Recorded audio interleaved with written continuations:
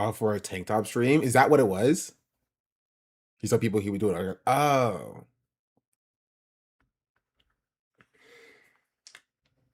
I was confused. I was like, he doesn't normally get that many subs in one hype train. Because you haven't showed me Pittsburgh hype trains. This is true. Um. Anyway, I mean, it is what it is. You feel me? I'm chilling though. We need to go to the gym. That's the key. I hate working out in front of people in general. So I go to the gym at like 4 a.m.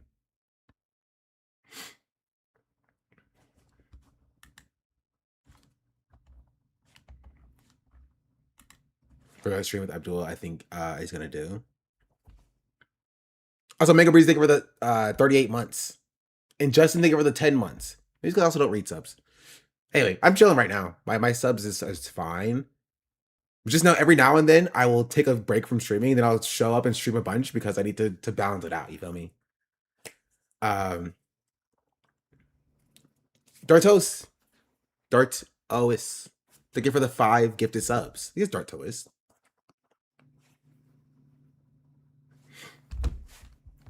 Checking everyone on Twitch. People are mean, and I don't like being perceived. People aren't that mean if you stay within your own bubble. I wonder if Jordan Peele cast Bradley Whitford and Get Out because Whitford actually believes his lines. Yeah. Anyway, sorry. ContraPoints. ContraPoints. This is what ContraPoints is doing. ContraPoints came out yesterday and said, I've been waiting for this to blow over, but it's been years, so I had to address it. Can one of the 100,000 leftists on here for whom it is an essential article of faith that I am a genocide-loving Zionist explain why? Despite my condemning the genocide dozens of times and never saying anything positive about Israel my entire life, if you can't explain it, then I'll have to conclude that all of you a paternal case of bitch eating crackers syndrome, that you've actually cheapened the Palestinian cause for the level of like ethics in games journalism, which is kind of funny because like she blocked me, so I can't explain it to her either. Because one of the 5 leftists that ContraPoints have yet to have blocked explained this to her because like she's blocked the rest of us. She blocked us when we tried to tell her before, originally. And it comes out of the woodwork to chastise when things aren't going well. She doesn't want to confront what's happening in the world around her. Hey, that's what I said, Doodlebird, in this tweet. This tweet. I said, does ContraPoints only unthaw when things are bad to chastise the left, only to re-enter hibernation when everything else, when everyone else is trying to actually oppose this administration? This was in April of this year. It's been 3 months. And again, it's just like, oh, I'm back now because it's been a while. Anyway, let me just chastise leftists one more time. And then I said, ever pertinent. I got 1K likes off of just ever pertinent. But you should like this, chat. This is the good post. I'm in the state of Twitter where I just repost my old tweets and they get a bunch of likes as well. What other tweets did I make? Oh, there was this one. Trump administration is creating an AI system for pre-crime policing, hoping to leverage government data on private citizens to predict crimes before they happen. And then I said, call it the Minority Report. And then I said, get it because they're racist. It's the name of the movie. I am a comedic genius.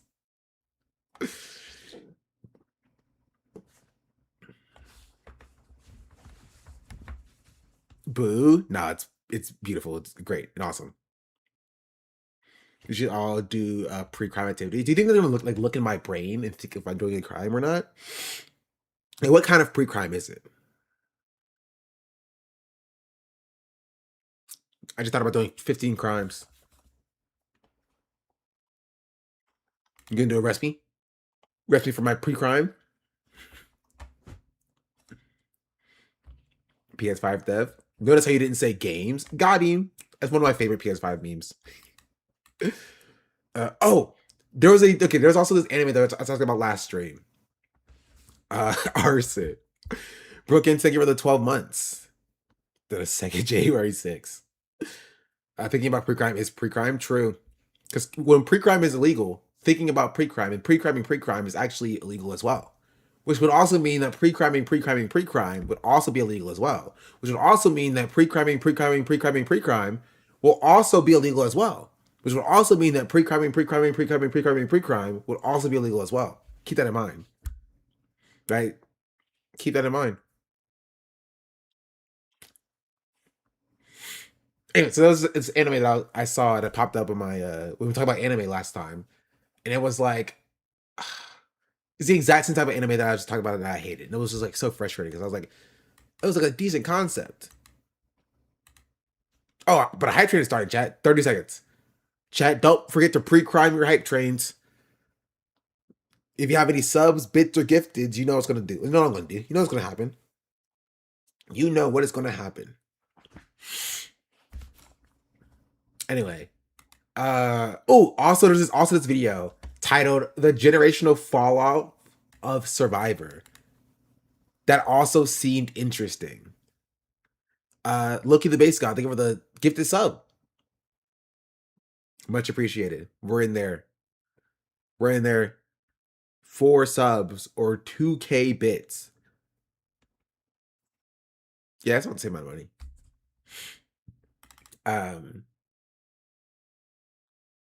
That I'm interested in looking at as well. It's 2 hours long though. Jimmy Fallon may decide by fate in this game. Welcome to Survivor 50, Mr. Beast. I brought a briefcase. Survivor is a CBS reality show in which a group of strangers are... This intrigues me. Mr. Beast Power Hour. This is a good video. This has intrigued me. But it's on the docket behind Caleb Hammer. The Caleb Hammer video is only 35 minutes. We're gonna get into that. Someone please. Okay, actually before that. New social media scam uses AI sob stories to target sympathetic buyers. Notice how they're all black people, by the way. 9 seconds to tell my son his crocheted hand. Someone please stay 9 seconds to tell my son his crocheted handbags are not ugly. At first watch, the tears running down Jaden Knott's face are hard to ignore. Now everyone is making fun of me for making these bags. Jaden says he's being bullied for crocheting handbags he sells online. His video... Okay, but if you know anything about crochet, I don't know if like... I mean, maybe he's popping off. Videos have racked up nearly 9 million views on Facebook, with dozens of commenters saying they're buying his bags to support him. What about his story really drew you in? The fact that he was being bullied, that really, tugged at my heartstrings. Sheila Dews Johnson says the videos pulled her in and she spent $50 thinking she was helping a boy in need. Mo Clark says she paid close to $100. To hear that somebody... Yeah, Mike, okay. Obviously, people don't deserve to be scammed. You know, I won't say it because one day I'm gonna get got. I know it. I know for a fact one day I'm gonna get got. I'm gonna get got by an AI thing or whatever. So I won't say anything. Somebody's being bullied because of their gifts and their talents or because they're different. You want to support them. But some customers express skepticism. I still don't believe it's a black-owned business. Cybersecurity expert Yoav Karen suspects Jaden's content is AI generated based on the blurriness of text throughout certain parts of his videos. I mean, the story around it looks... That's a party bug thing for the 5 months. That Mango said no thing for 15 months. Ajax Online thing for the Prime. W Prime. Chat, you know your Primes are still free, by the way? Benfish thing for 39 months. It's been a while. Suspicious for me. What we are seeing here in this video is just a normal person being impersonated. So AI has just gotten to... Why would some kid post about being bullied? Am I crazy? You are crazy. If it gets people... Bro, people will admit the most, like, egregious things if it gets clicks. Genuinely, if it gets clicks. As it's nearly impossible to detect AI content just by seeing it, especially on a phone screen. And it's costly. The FBI says scams using AI to request money have now cost consumers nearly $893 million. While Jaden's Facebook says he's based in Washington, D.C., the page manager on the account is located in Lithuania. We reached out for comment, but never heard back. You stole my stuff, and and I didn't give you any permission. Jade Ham says it appears a similar account with an AI persona is using her content. Are you 100% sure these are your videos? Yes. The 19-year-old went viral for crocheting her own prom dress, but check out the resemblance between her videos and an account called Jaden Shells. Yeah, that looks like her. Have you tried to It's a cool dress though. contact the social media platforms to get this content taken down? Instagram, it was successful because I was able to report it as fraudulent activity. But on TikTok, I tried reporting, but they clear it as if nothing wrong is happening. A spokesperson from TikTok tells Oh, yo, he got buff. They Is that the same dude? Is happening. A spokesperson from TikTok tells NBC In some of the pictures, in some of the videos, he's like a skinny, like 17-year-old, 18-year-old kid. And then there he jumps up, he's like 20, 22, right? In a matter of like a week. Respect. They have since removed both accounts and emphasizes that the platform offers many ways to report impersonation. What is your advice you would give to other consumers? What I've learned is that don't take anything at face value anymore. Buyers beware. We thank you for watching, and remember. The story kind of is mid. They didn't really give us much. Like, is this Jaden guy a real person? Is he real? Like, did they receive their packages? Like, were the bags broken? Like, I'm confused. Like, what? I need more there. I'm surprised the editors didn't send it back. Like, you need to come back and actually come back with more stuff.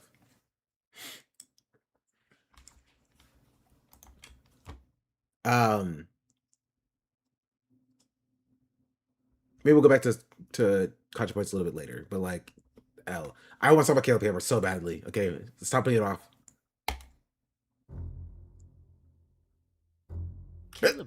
Sorry.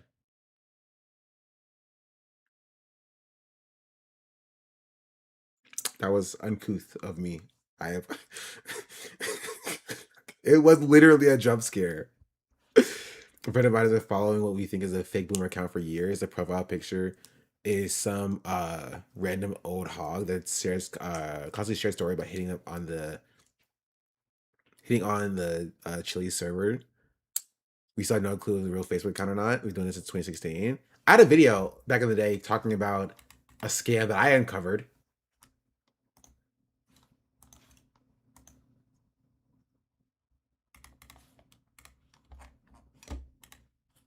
It's my second video. 4 years ago. I love that I said part 1. Never made a part 2. Most likely of a smaller size, saying something along.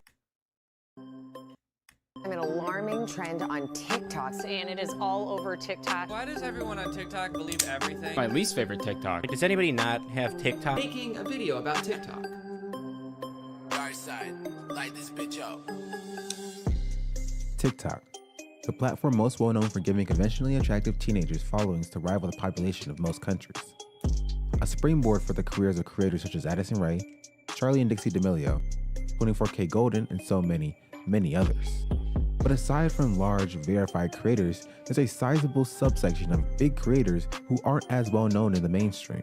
This fact, unfortunately, limits their opportunity as it pertains to revenue generation.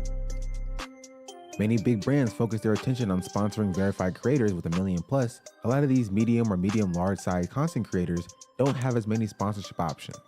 So they do what many other kinds of creators and well-established platforms do. They turn to scams. Now, content creators and influencers scamming on the internet is nothing new.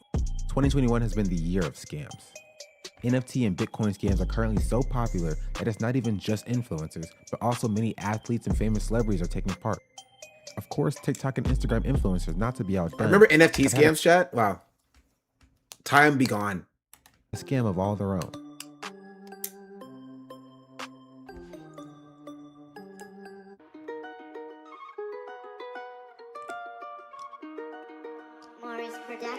No. That's a scam.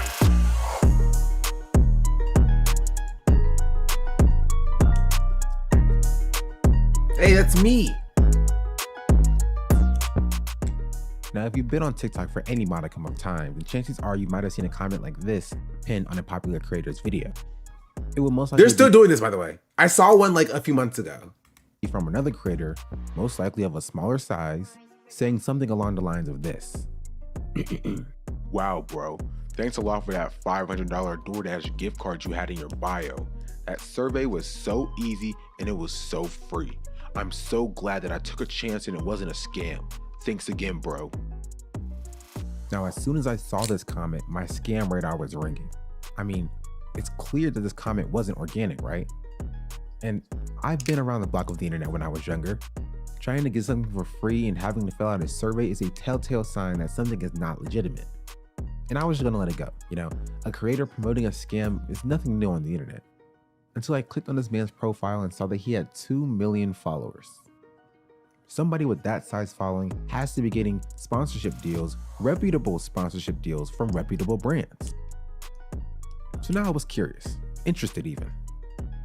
Who else, if anybody else, is promoting this scam? And let me just tell you, it's not just a few people. Now, to my knowledge, only one big TikTok creator has talked about this, and full respect to him for doing so. But other than that, radio silence. So I ended up just screenshotting this person's profile, screenshotting his little tap tree thing with the link, and then just moved on with my scrolling. 3 days later, I found another profile, this one with 1.9 million followers, doing the exact same scam. I did the same thing. Screenshotted the profile, screenshotted the tap tree thing with the link, and then just moved on with my scrolling. Now this third guy, he's really interesting. So instead of linking the scam through a third-party launching page like the other two, he links the link for the scam directly in his bio. And with this, we can see what the URL is. And so quick cybersecurity note for all you youngsters out there, don't go clicking on random links that you don't know where they lead to on the internet. That's just a bad idea. Recipe for disaster. Now, while taking the proper precautions, of course, I entered the URL into Google to try to find out who owns the domain, who the domain is registered to. Using WebRate's Whois tool, I was able to find out the domain was registered using a service called Namecheap, which is a service to get cheap domains. Now going to Namecheap and using its Whois tool, we were able to find out nothing, no information whatsoever. That is because Namecheap allows the option of using something called withheld for privacy, which propagates all the required fields when registering a domain with information from the company withheld for privacy, meaning we have no information about who owns this website. Fortunately, it does provide an abuse email for Namecheap, so I could submit the URL to them and hope the URL gets taken down. I'm not going to hold my breath because from what I found, there's a lot of fraudulent activity that goes on Namecheap, not throwing out any allegations, but that's just what I found. So having hit what I would call a roadblock, I went back to WebRate's Whois tool to try to find out a little bit more information. And while it doesn't give me the person who owns the domains, it does give me similar domains that have been registered under the same entity. And that is some useful information. And with these domains, I did what I should have done from the beginning. I typed them into Google as a keyword, along with another keyword, TikTok. And with that, I was able to find out something very, very interesting. I was greeted by a litany of TikTok creators and Instagram influencers who have posted this very link, of course with their own specialized URL. Some linked it through their tap link or Linktree type service, while others put it directly in their bio. And one common theme is that you see most of these creators had somebody in their comment section saying, wow, yours isn't a scam, this actually works, thanks for the free money, it was so easy, something of that nature. But one thing they could never decide on is what they actually wanted to sell. Sometimes they were offering $750 in Cash App, other times $500 in DoorDash, $600 in Shein, or sometimes they're just offering a new iPhone if you do a survey. So yeah, very obviously a scam. True. This video is not that bad actually. So there's some changes that I would make, but like I think it's a good informative video. Again, some videos just don't hit the algorithm. You feel me?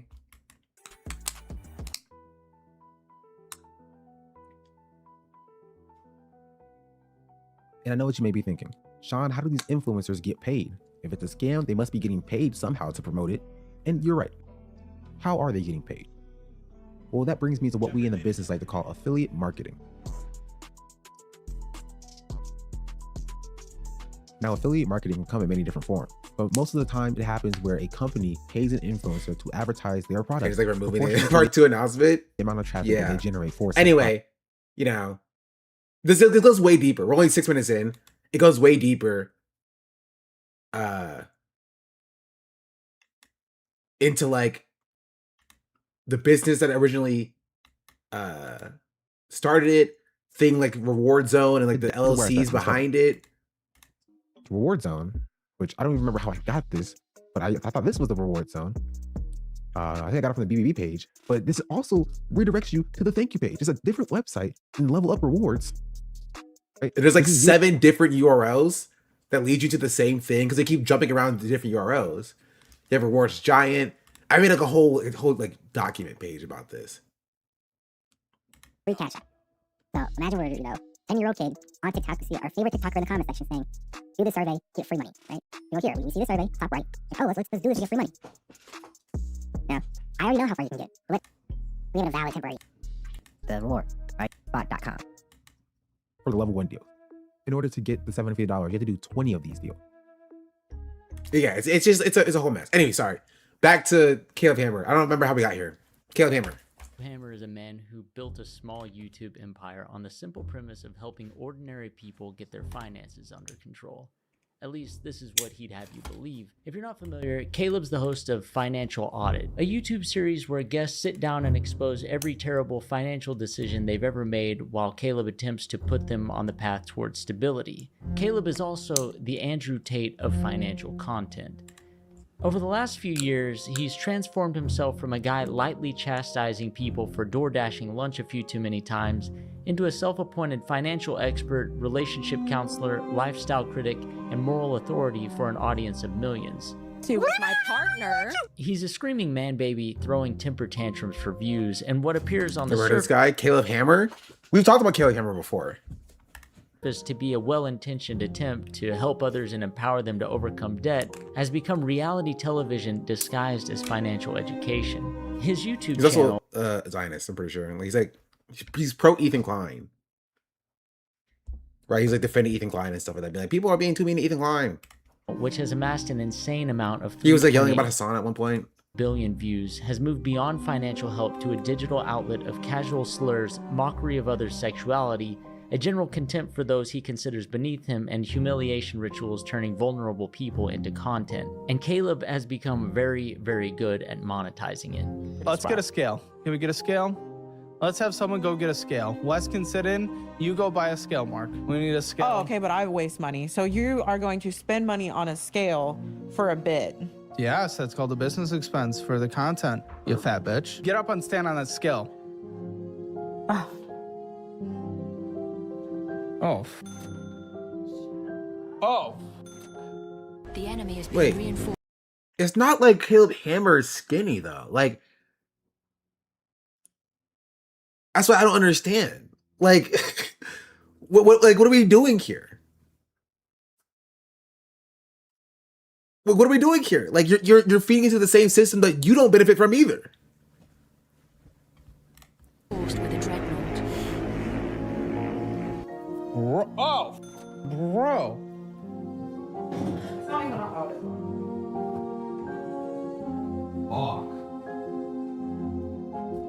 Oh. 260. Oh. If this was only... Okay. I guarantee you he weighs more than that. I can put money on it. I guarantee you he weighs more than that. Guarantee it. I guarantee it. I can promise you. How tall is he? I think it's like 6 something. 6 foot. Right? And I can like on a day, right? Maybe not my best day. I can pull a solid like 210. Right? And Caleb's bigger than I am. So he's gonna be probably pulling, right? At least like 250. At least 250. So again, you weigh that much? Yeah. How tall are you? I'm 6'1". I'm a big boy. I'm a big boy. Extent of Caleb's flaws, I probably wouldn't... I hope I weight in my thighs. My thighs are massive. Another rich asshole who's completely full of shit that made it onto Joe Rogan to spout information and advice that's against the interests of the majority of listeners. 160 pounds. Last time I was 160, I was like 50. I try to hover around 195, but you know, the last I mean probably since COVID, I haven't dropped below 198.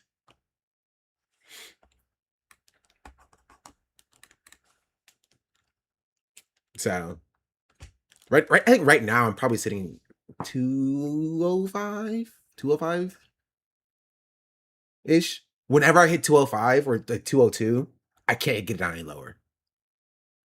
It's a struggle to get it to drop under 200. It's a whole thing. It's a whole thing. Anyway, point is being is that like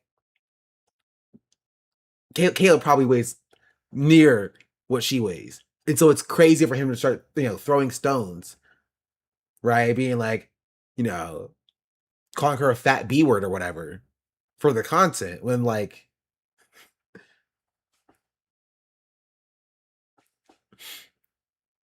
you feel me? Our misogyny, weight stigma, and ableism already so far in this video. Nothing new there. I told people to not get a house, and they're really close to getting a Made it onto Joe Rogan to spout information and advice. He also has no credentials. He has 0 credentials.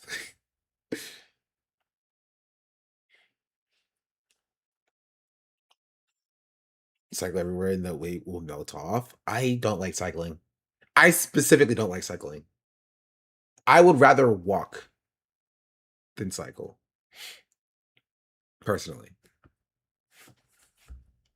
Of the majority of listeners. Nothing new there. I told people to not get a house, and they're really close to getting a house. The American dream isn't Hey, owning a home cycling, anymore. walking It's is the great freedom. too. Really? I'm the opposite. We are literally the opposite person. Right? Because what I hate most about like traversal exercises, walking, running, cycling, skating, right, is that you have to have a destination. I hate doing like things monotonously in a circle. Like I hate running on a track. I can like run outside. I hate running on a track. I hate treadmills. I can do treadmills because treadmills are inside, and I don't have to worry about going anywhere. Right? I don't have to worry about like, like the thing about treadmills that I think are great is that you don't have to worry about elevation, right? So treadmills are the trade-off you have for monotony is that you don't have to worry about elevation. You don't have to worry about like changing your strides. You're just simply like, you're just going. You're just going. Right? But when you're cycling, you have to worry about 1 about elevation, 2 about planning a route so you go somewhere. And 3, it's just the distance you go is so much greater on a cycle, right? Walking 4 miles and cycling 4 miles are not the same thing, right? You can hit 4 miles like that on a cycle, but walking takes you some time. And you could probably get to like an hour and a half of running, and you'll probably be chill. And so it's like less of a big lift, especially with I've always lived in like cities and like urban areas. And cycling in urban areas also sucks. It's not good. That's why I hike, because it comes with the added motivation of potentially getting chased by a wild animal. That's craziness. Walking time is the best. Thinking time though. I recently started walking with my audiobooks. It's really nice. Music is good for like working out like in a gym.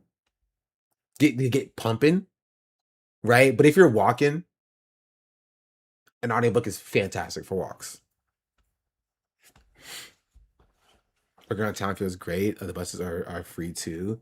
You can just explore. Yeah, I hate exploring though. I like to go out when I have a destination to do so. And so that's why I have to like make myself go and like walk. I don't like exploring. Personally.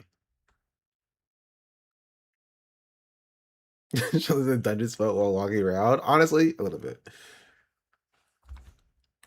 I wish it was actually dungeon spot. It's not. It's freaking Dungeon Crawler Carl.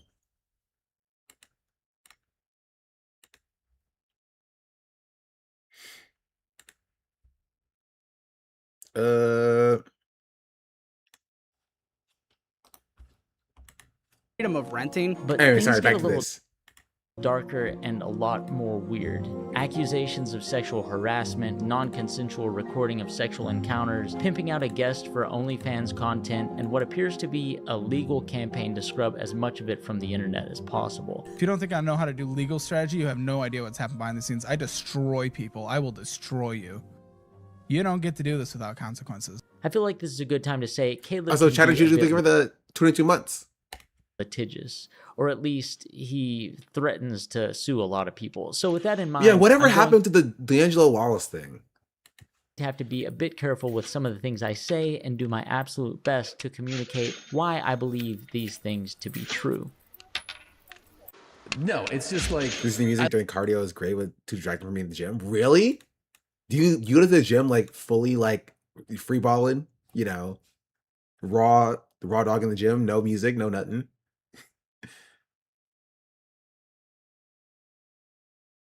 Didn't he duck the nose too? I don't know, actually. What like a lawn chair, Caleb, that is. That's crazy. You just want to hear the sound going on? That's craziness. You are an insane person. You're an insane person. I just can't do the listening to the gym noises is psychotic. Right? I do love, right, the propaganda. They're like, nobody's ever paying attention to you at the gym, which is, it's mostly true, right? But people are paying attention to you everywhere nowadays. We talked about it last stream, and I hate it. I hate it, and I can't stand it. You can't do anything anymore without somebody having their phone out being like, haha, look at this loser, doesn't know how to use this gym machine or whatever. I mean, that's not new, to be fair. It's new in that like people have been recording it nowadays more often. Especially after COVID. I think people got so much more antisocial after COVID. Right? I don't like at the gym anymore because of TikTok filmers. Yeah. It's just old people call the cops on you, young people who record you and cyberbully you. Yeah. Other than that, you're fine. Someone who doesn't want to be perceived, it sucks. I'm with you, right? I want to be perceived when I'm on stream, just barely a little bit. Even then, it's too much. So I go live on my third channel. Nobody's found it yet, by the way. I'll give you a little hint. I play Valorant on my third channel to like nobody. I think to one viewer. At some point, somebody will find it. Of the mirrors and lights and people recording. But I don't want to see Valorant. I play other stuff too. I play some Magic the Gathering Arena sometimes. I play some Marvel Rivals. I love that you give it to the pores, you straighten them, you're always like, you fuck. Best to communicate, and I'm going to have to be a bit careful with some of the things I say and do my absolute best to communicate why I believe these things to be true. League since they're giving subs? League is giving subs? Since when? They haven't given me any subs. No, it's just like, I love that you give it to the pores, you straighten them, you're always like, you fucking poor piece of shit. I love it. Are you getting in that moment where you're getting a little bit of pushback in your personality so you fall even further onto it and dig your hole into the ground and make no progress in life? I'm not surprised. Look where you are. You're a joke. You're an embarrassment. What a joke. You have no money. You only have debt. You're a joke. I'm annoyed that I wasted this time on you. You're a joke. $855 going out to you last month. Dude, you're stupid. You're a brat. You're a spoiled brat. You are a joke. You're an excuse for a human. Yo, he would hate my budget, by the way. Sorry, not my budget. He would hate my account statement. You do not want to know how much money I've spent on stupid stuff like skins.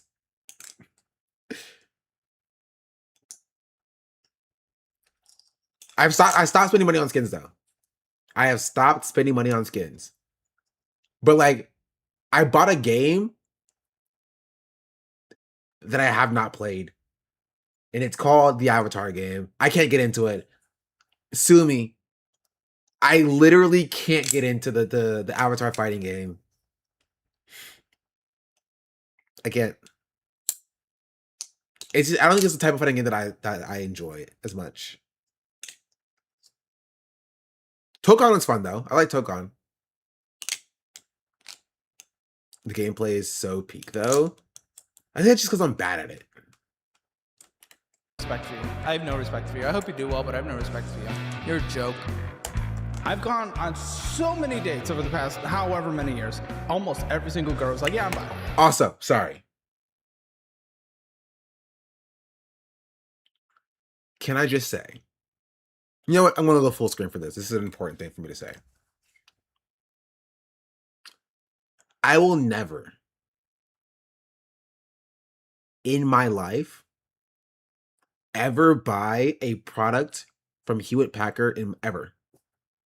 I will never buy an HP printer, HP ink, HP computer, anything HP in my entire life. Never. I will never do it. I had a printer. We had a printer here, right? It is a good printer. I tried to print on that printer. Ink depleted. I was like, all right, bet, but I'm not buying ink from you. I bought an ink refill kit to refill my cartridges. Come to find out that once any HP printer detects that an ink cartridge is depleted, it will lock that cartridge forever. It will lock that cartridge forever. Even if you fill it up, it locks it out until you pay. No. It locks the cartridge forever. You can take that cartridge and get it professionally filled up, right? And go to a different printer and put it in, it would still say it's empty. Because there is a chip on the cartridge, right? That they code any printer, literally any printer that uses the HP cartridge. It will code that chip as saying, this is empty. You have to now throw it away. It's insane. It is the most expensive liquid on earth. It's more expensive by weight than gold. Per ounce, it's more expensive than gold. I think maybe slightly less expensive than like human blood. It's between scorpion venom is more expensive. No, I think blood is by the ounce, I think. Or maybe it's a little more, it's in the same range, right? You have like scorpion venom, human blood, gold, and then printer ink are some of the most expensive.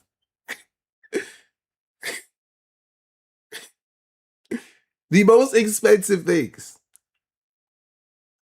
That's craziness. There's actually a good there's a video from this dude named Adam. I don't remember his full name.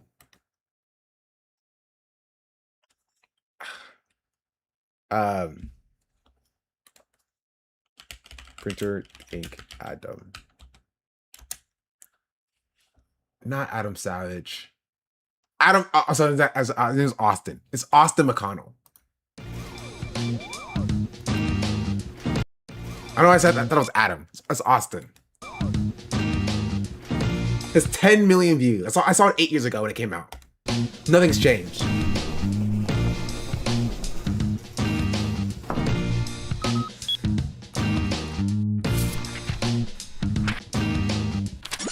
Okay, there's a story. Flashback almost a decade ago. I'm working at an unnamed telemarketing center as a technical support assistant for an unnamed computer company's laptop division. You know when you call customer support and 9 times out of computer store retail job 2006. I did calculate how expensive it was per milliliter. It was insane. So 20 years of stealing money from people. Yeah. What are we watching? We're watching this purely at my spite at my HP printer. And why I will never in my entire life purchase another HP product in my life.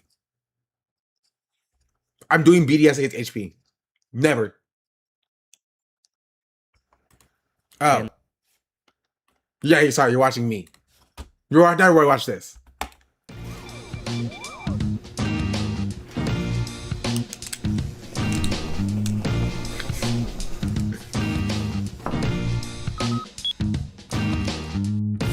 I am a streamer. Okay, there's a story. Flashback almost a decade ago. I'm working at an unnamed telemarketing center as a technical support assistant for an unnamed computer company's laptop division. You know when you call HP. customer support and 9 times out of 10 the person you're connected to is from a different country and you can't understand them and they can't understand you? I was that one time in 10 where you'd reach somebody from the States and actually get the help you needed much faster. Now you might have noticed if you've ever had the misfortune of calling into technical support that they spend about 20% of the time actually fixing your problem and about 80% of the time trying to sell you stuff.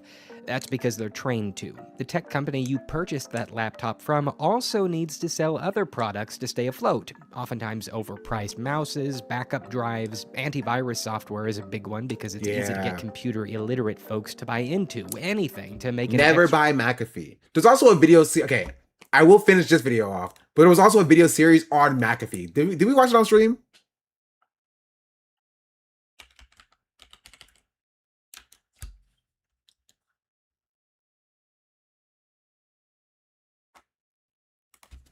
Oh, it was Jawbreak. But it was Jawbreak. This isn't the video I was thinking about. It was a different video. Also, John McAfee is dead.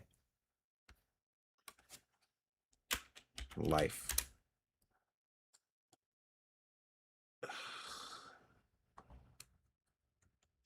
It wasn't Cold Fusion, but I like Cold Fusion, the channel. Oh, it was I think it was this guy. No, it wasn't this guy. It was like a long video series about his entire life. Anyway, sorry.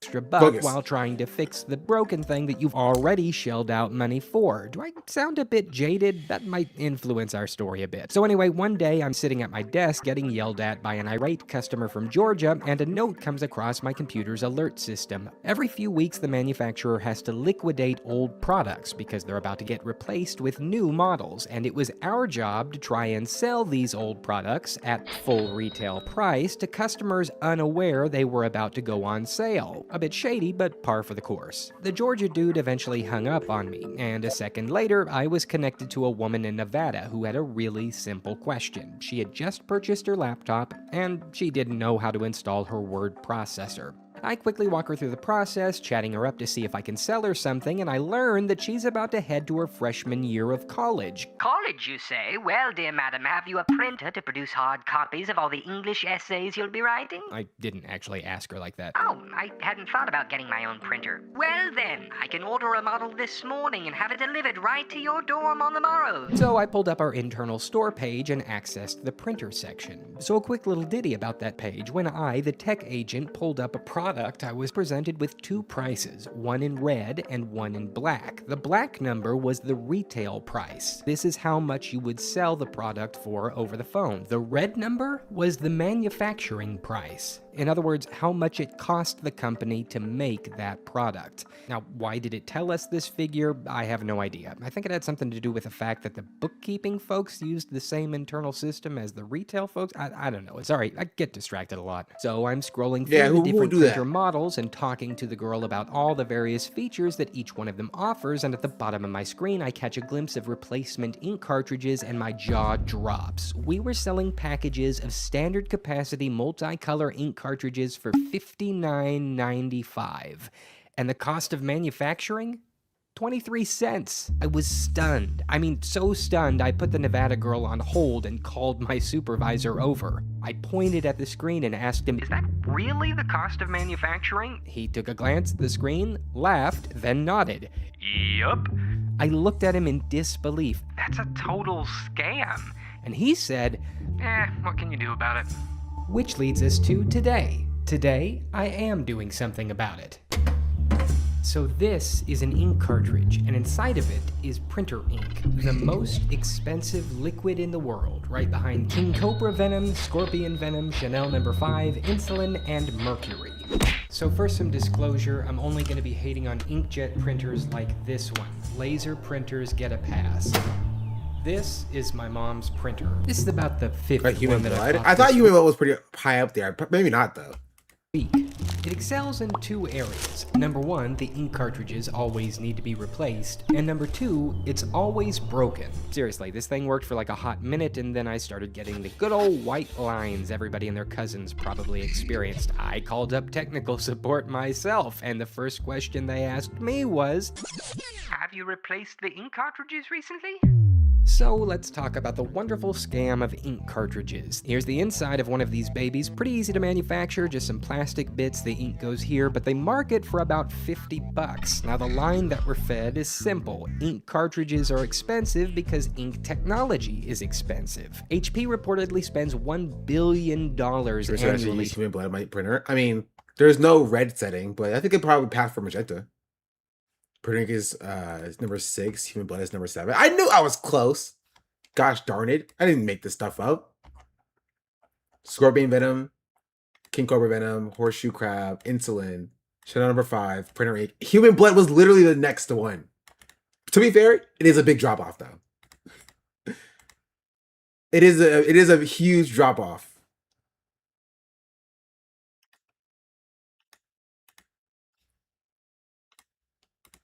To develop printing technology, but what really has changed about these fellas in that time? Actually, not much. Like I said, plastic shell filled with ink. Turns out all that technology is housed in here. Bro, why do y'all keep bringing up semen? What is up with y'all?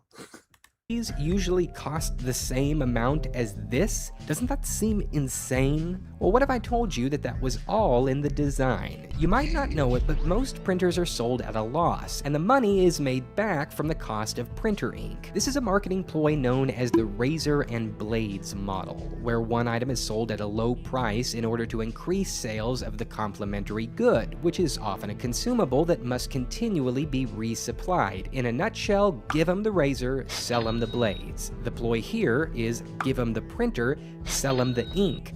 Mark up the price of the consumable, and before too long, the printer itself is paid for. But turns out the methods used to recoup those costs haven't always been so noble. Right, so tons of ink cartridges are manufactured with this little chip on them. Printer companies like to tell us that this little thing's purpose is to monitor the quality of the ink. The chip lets you know when your printer is running low on a particular color. The chip can facilitate firmware updates to improve performance. All of this is always turn off firmware updates. First of all, don't connect your printer to the internet. Don't connect your printer to the internet. Turn off firmware updates. Also, don't buy it. Don't buy a freaking cartridge-based printer, at the very least. Which, spoiler to my story, I bought a new printer. It's back there. And it's a tank-based ink printer.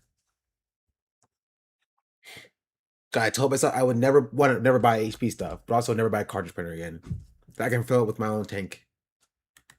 Baloney. The chip is designed to get you to spend more money. For example, say you're running low on cyan ink. The chip will tell the printer to stop operating, even if every other color type is full until that single color is replaced. But here's the rub. A lot of the time the chip says you've got low ink, you actually don't. False low ink notifications are really, really common. In fact, the next time you get one, you might find that if you take the cartridge and perform a little techno voodoo to reset the chip, you'll actually have plenty of ink still inside. You know, I didn't think about doing that.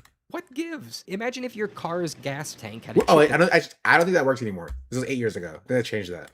Inside of it that forced the vehicle to stop operating completely once you hit half a tank. There would be rioting in the streets because as a consumer, you should have the right to drive that sucker till it's bone dry and then refill it at your convenience, right? Well, what if, like cars, I could refill my ink cartridges after... to give you more prints usually. You can never let it get to... There's two different notifications. There's ink low and ink depleted.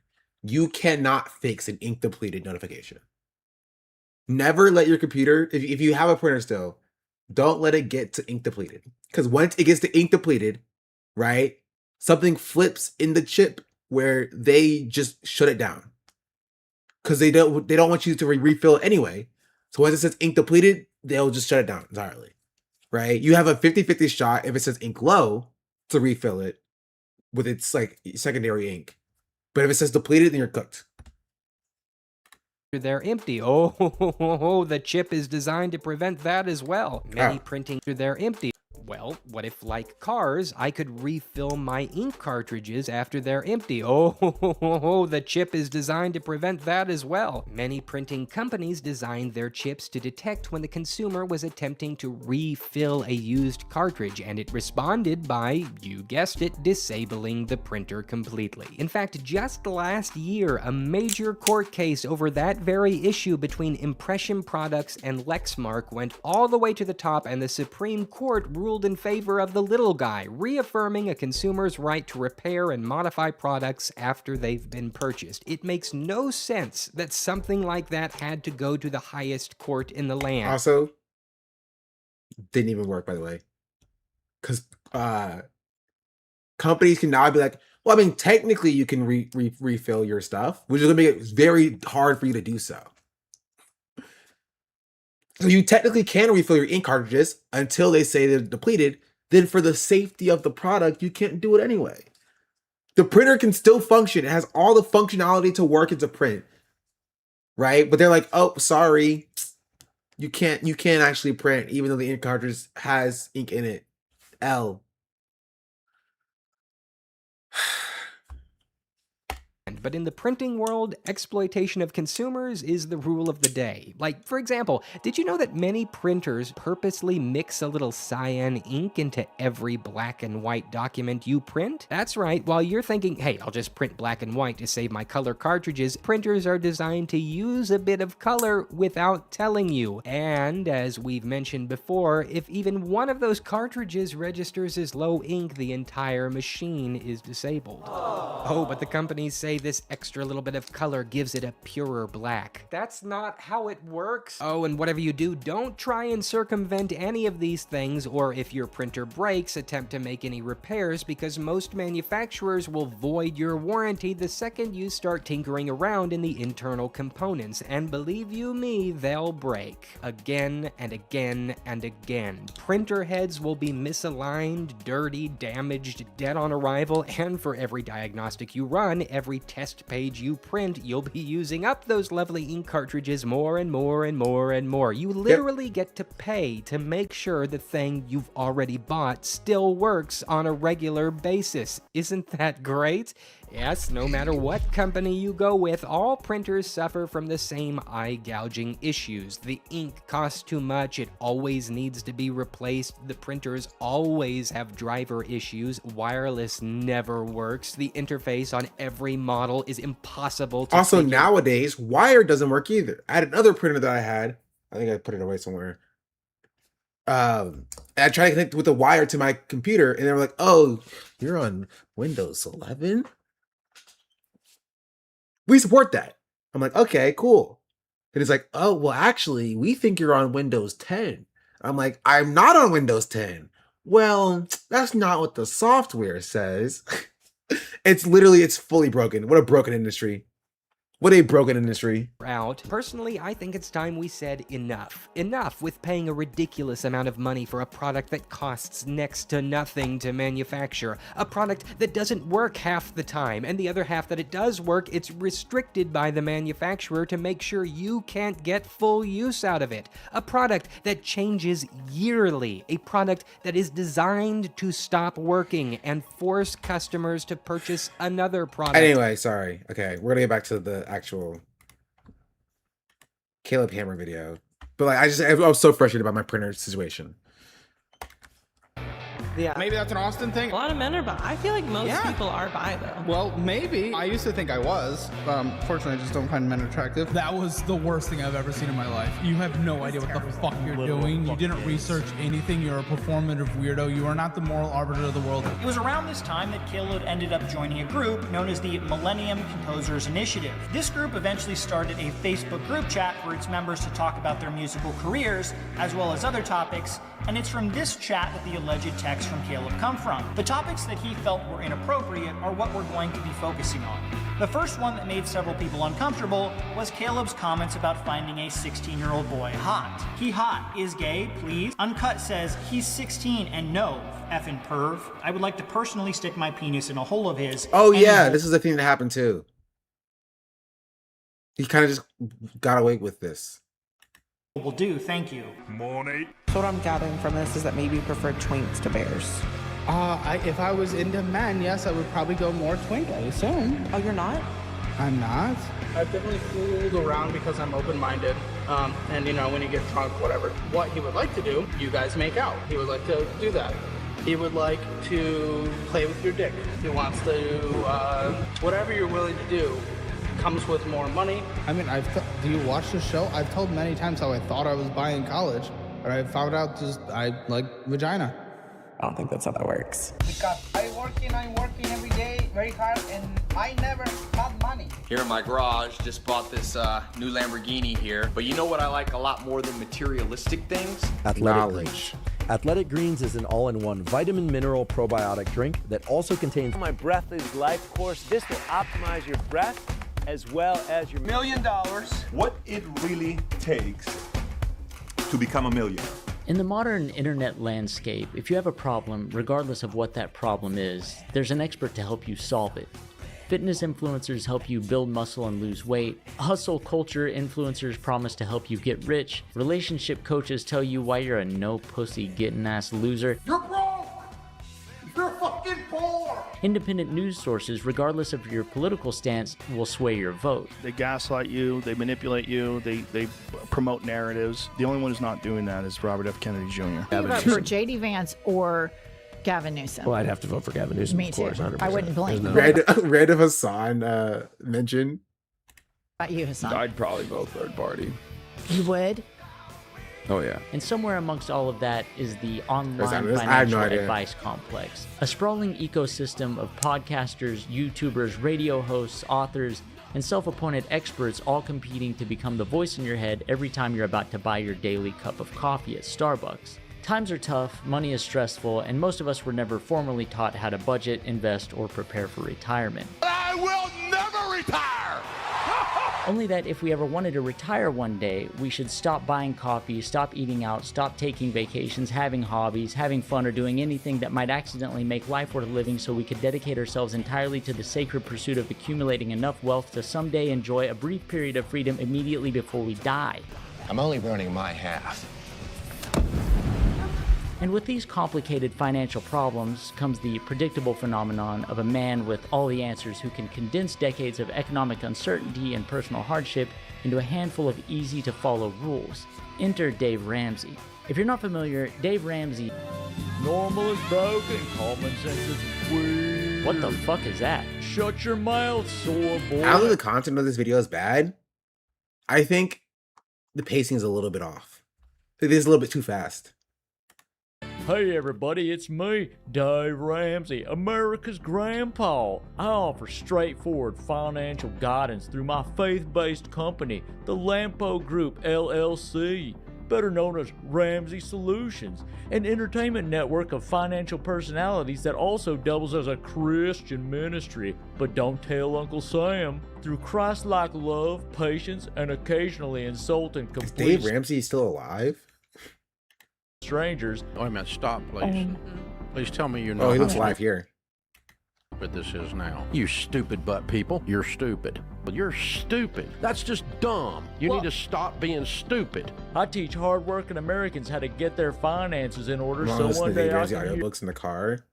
Oh, when I was growing up, that's why I'm fried. that debt-free scream. Count it down. Let's hear a debt-free scream. Is it live as a radio show with his daughter? Oh, I don't listen to the radio.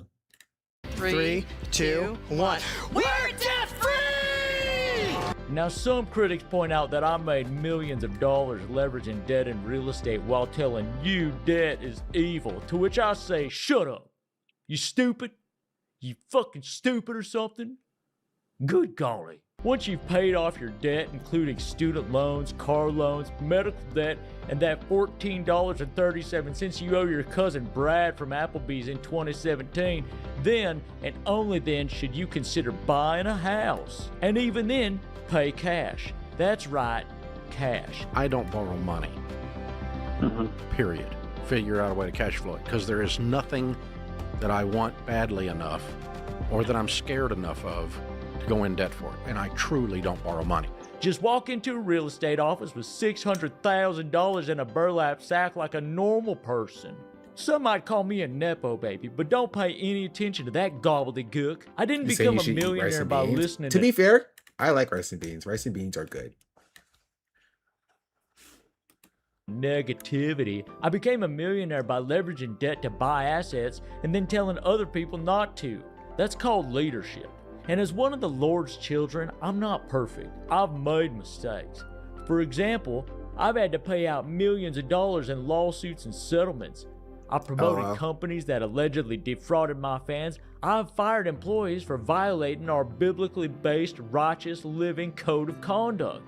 One of them was gay. Another one pregnant out of wedlock. Can you imagine having sex outside of marriage in a Christian organization? What's next? Dancing? Now we run a tight ship here at Ramsey Solutions, so when I hear too much gossip around the office, I might have Okay, to this is actually a good bit. This is actually a funny bit. I like this bit. pull out a handgun during a staff. If this was a Dave Ramsey video, it'd be perfect. But it's not a Dave. This is a Caleb Hammer video. So the bit is good. It's gone on slightly too long for it being context and setup to how Caleb Hammer, is involved with this. I understand it. I see the through line, right? Caleb Hammer is like Gen Z Dave Ramsey, right? But it's gone on a tad bit too long for that. But it's still a good bit though. I think it's a good bit. It's funny. Wave it around. Can't budget way out of being broke. Rice and beans won't increase your network. Yeah. Well, the only thing that will help with that is getting paid more money. But capitalists don't like doing that. Also, did y'all see the Abdul clip? He was like, "I'm a capitalist," and I'm just like, he's probably telling the truth. Like, it's like, don't remind me. Don't remind me. Right? Even if you are a capitalist, like, I think it's silly to even engage with this like idea that like socialism is like silly or bad. Right? If somebody calls you a socialist, to be like, if it's a socialist, if it means being socialist to actually help people, then yeah, I'm socialist, right? Or to deflect. I think it's silly to be like, no, socialist. No, I'm a capitalist. I love capitalism. Capitalism is great. Capitalism is not great.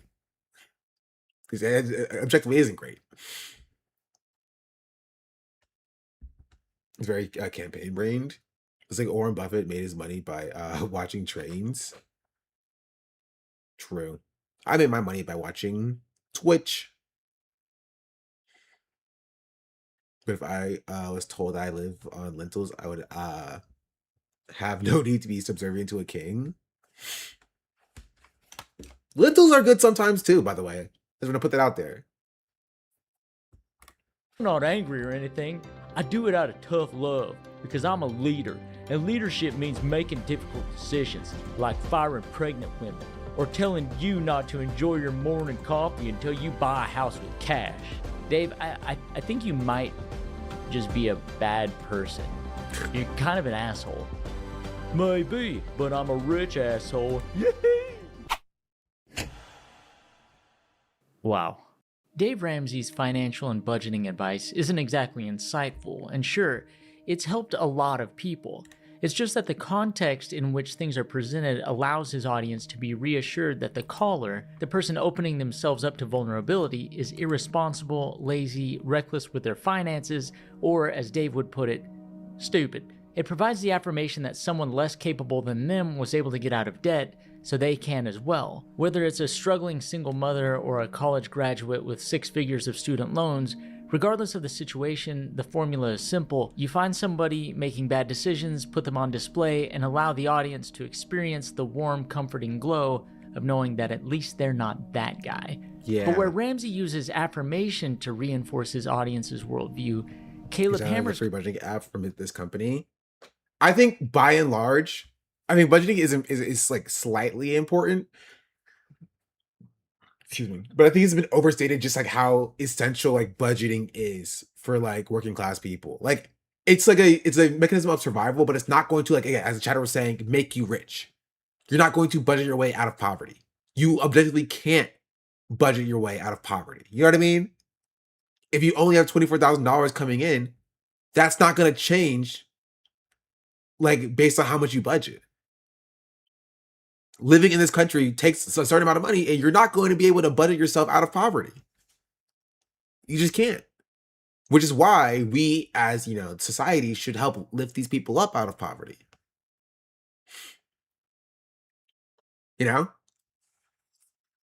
outside your means is different from being broke. And it's a problem that like rich people also have, by the way. Like all those NBA players who are like, yo, when you think about it, $12 million is actually not that much money, right? Obviously, $2 million to buy a crib, another $2 to buy a crib for my parents, right? $1 million for a few chains. You need to have a few chains, right? You need to have 2-3 Lambos. You know what I mean? It's just like, that's actually not that much money when you think about it. After all that, you only have like $100,000 left. He said terrible year wasn't enough. Send me a link to it. DDG's a loser. He's a fool. Did y'all see him being like, bro, why does my cameraman keep leaving me?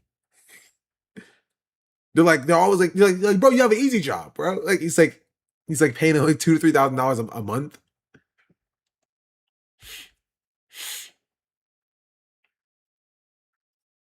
It's a weirdo. I mean, I've covered that. We've talked about it. Why do people keep quitting as a funny boss take? It is a funny boss take. You talked about this before, a strange phenomenon of 10x millionaires who are living like they're 100x millionaires. Yeah. And the funniest part about it is the 100x millionaires and the billionaires, they're not living like billionaires. Not as in like they're not like buying expensive stuff. They're not buying things with their own money at all. Buy, borrow, die, right? They leverage, right, their money that is in like either tied up in stocks or investments as collateral to borrow money, right, which is essentially coming from our pockets from these banks, to then spend that money and then just never buy it back and pay it back.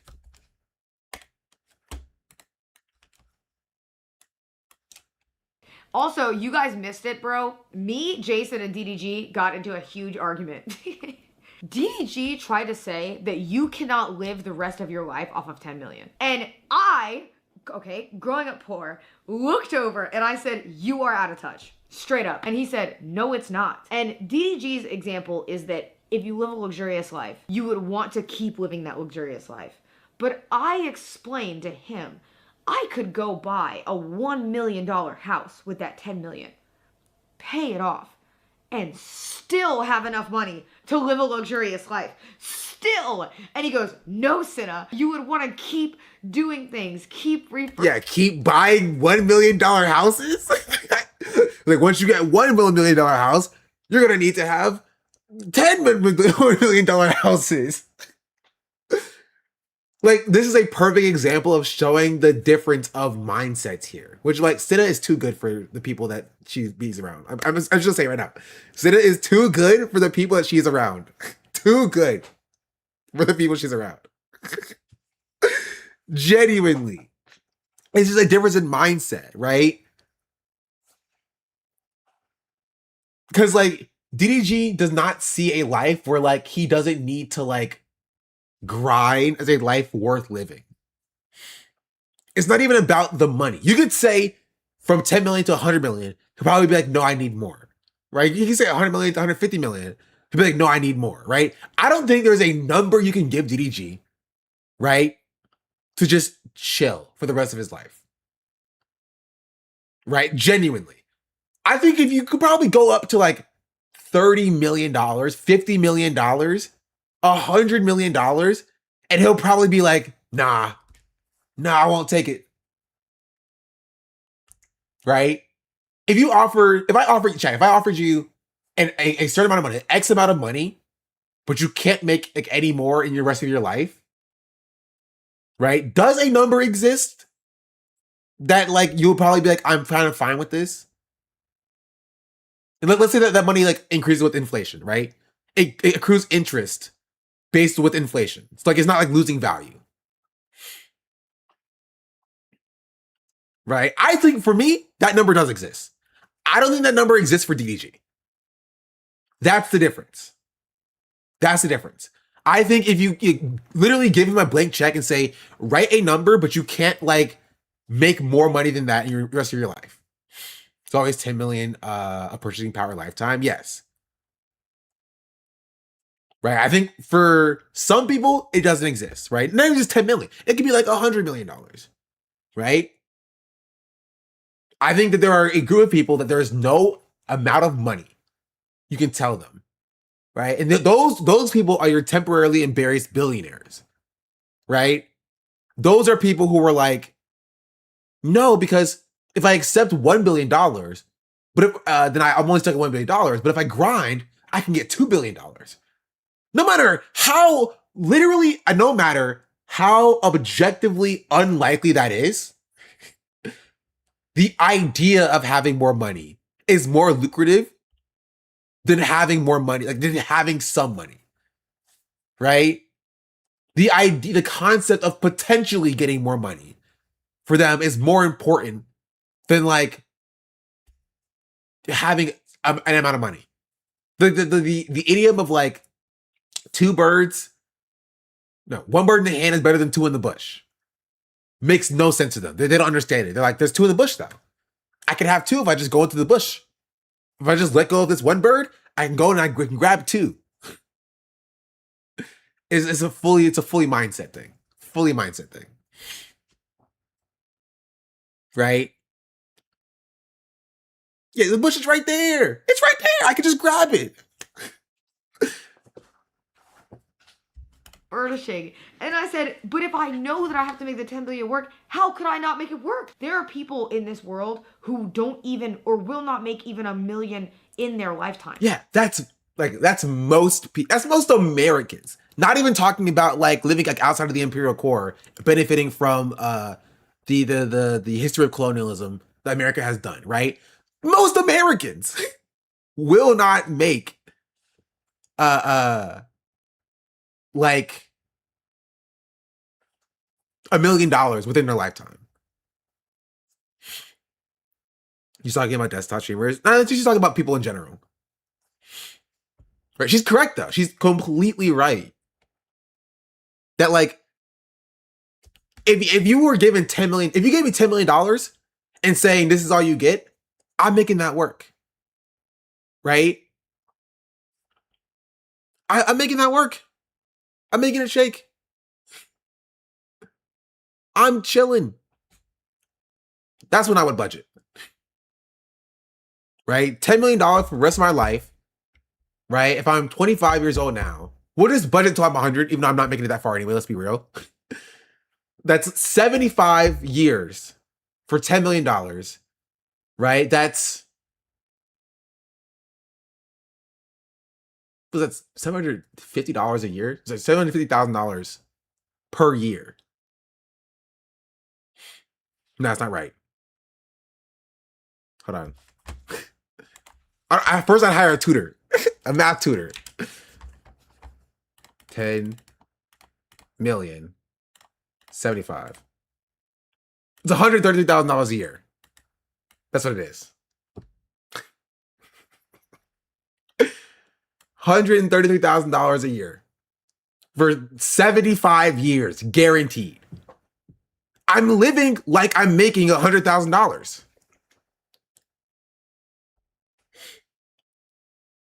Plus the interest would outpace that. It would. I'm literally living like I'm making $100,000. I'm going to take $33,000, throw it in some sort of stock market or whatever. Whoops. Sorry. What? I did 33, not 33,000. I did the dot by accident. Hold on. It's a plus. Wait. Look at this. And then I do this.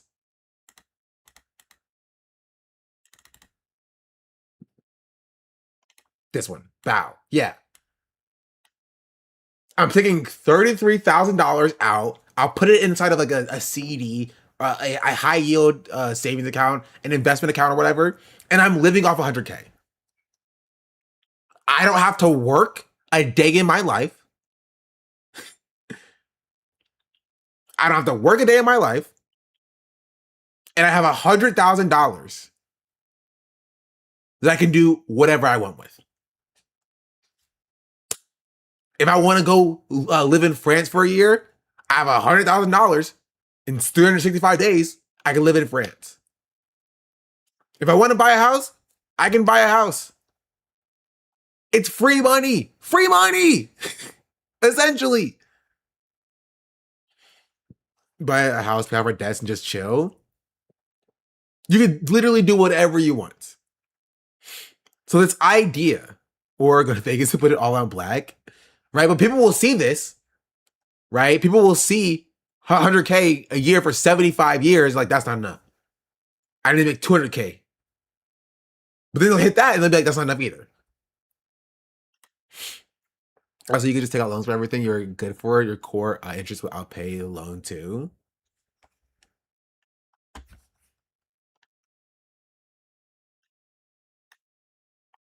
Also, you guys missed it, bro. Here, wait, one more time. Jason and DDG got into a huge argument.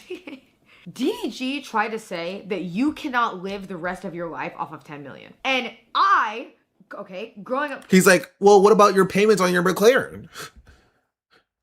That's going to eat up a lot of your $10 million right there. What about your what about you renting this mansion for $27,000 a month? Exactly. You can't do that a lot on $10 million a year. He's not even fathoming maybe scaling down his lifestyle. He's like, what about all the change? What about the Pateks I have to wear? I have to wear my Pateks. I need to have 4 different, right, VVS chains. Why would I not? At no point do rich people ever sit and think, maybe I don't need 4 $250,000 chains. Maybe 1 supercar is enough. I don't need a dozen.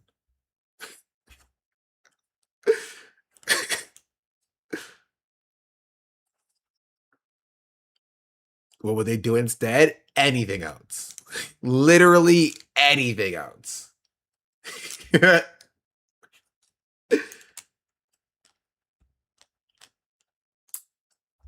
Poor looked over and I said, you are out of touch. Straight up. And he said, no, it's not. And DDG's example is that if you live a luxurious life, you would want to keep living that luxurious life. But I explained to him, I could go buy a $1 million house with that 10 million. It's mindset and priorities. Like, why do I care about living a luxurious life? Right? Most people don't live a luxurious life. And I would go as far as say most people don't want to live a luxurious life. Most people don't want to make $1 million a year or $500,000 a year, right? They want the freedom that comes with making that much money. The money is a means to an end, not for DDG, but for the rest of us. For him, he attaches his self-worth, his value to that money, right? For most people, they want the level of freedom that they can afford or they can engage with society. There's a video of him not paying his camera ops a livable wage. I did see it. They want happiness. They want fulfillment. Did you change your color, Lake McGroove? You're pink now.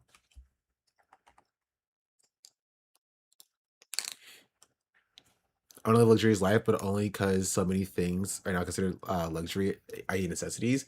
So in reality, I just want to live a comfortable life with necessities and happiness.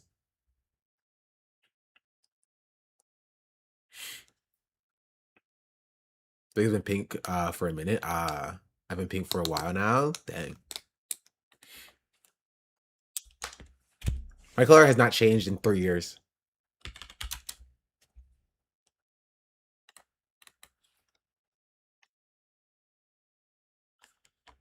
Oh. DG goes off on his former cameraman for quitting because he felt like they weren't getting paid enough.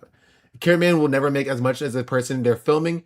No McDonald's employee thinks that it's not fair if the person who owns this is making more than me. Your cameraman live a beautiful life, traveling the world. Y'all putting y'all in nice B&Bs.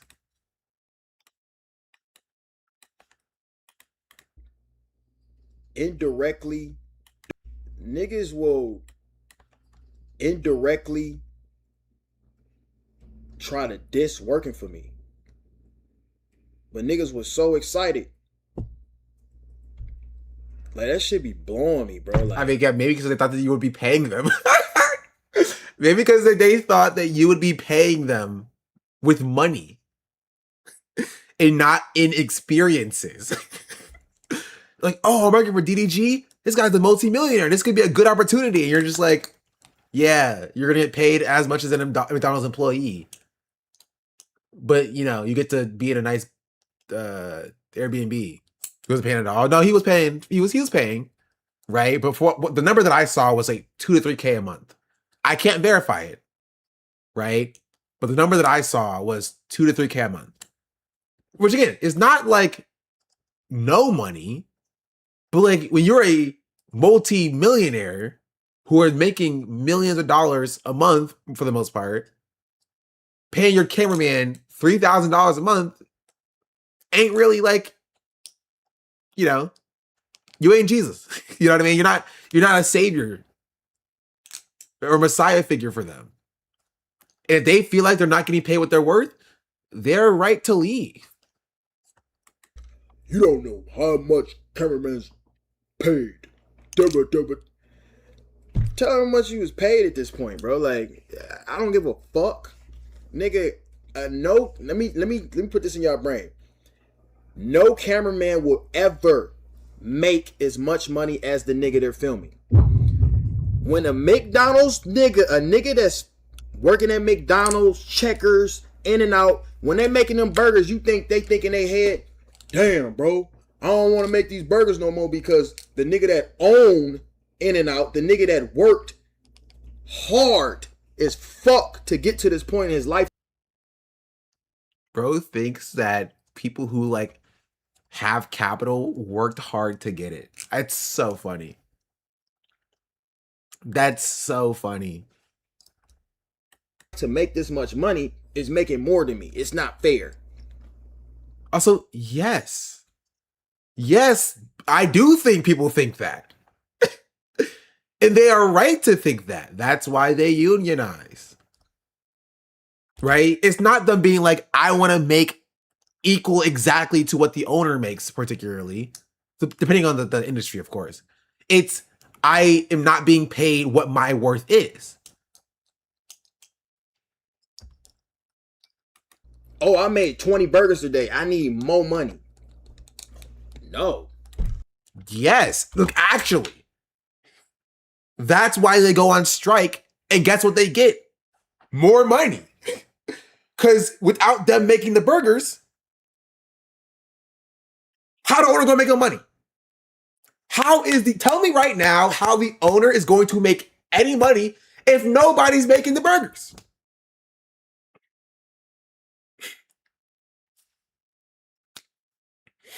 And so if all the workers come together and realize we're not getting paid enough and they stop making the burgers, the owner don't make no more money. And so the owner will then pay them more to get them to keep making more burgers.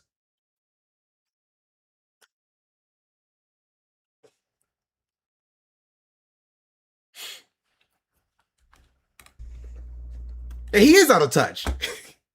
Not what it is. So Has DDG ever worked a real job? Hold on. Let me DDG. Because he's basically my age. He's a little older than me. He's 28 years old. Dropped out of college. Discography, yada yada yada yada yada. Early career, early life. He was a valedictorian? That's surprising. Wait, no, he didn't. He went to college, Central Michigan University, dropped out before his sophomore year, and then went to become a content creator. He's never held a real job before.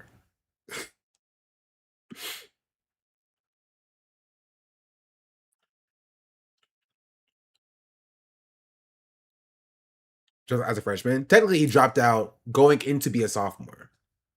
Valedictorian, I don't believe that. No, I believe it. Chat. There are. You know how many high schools there are in this country?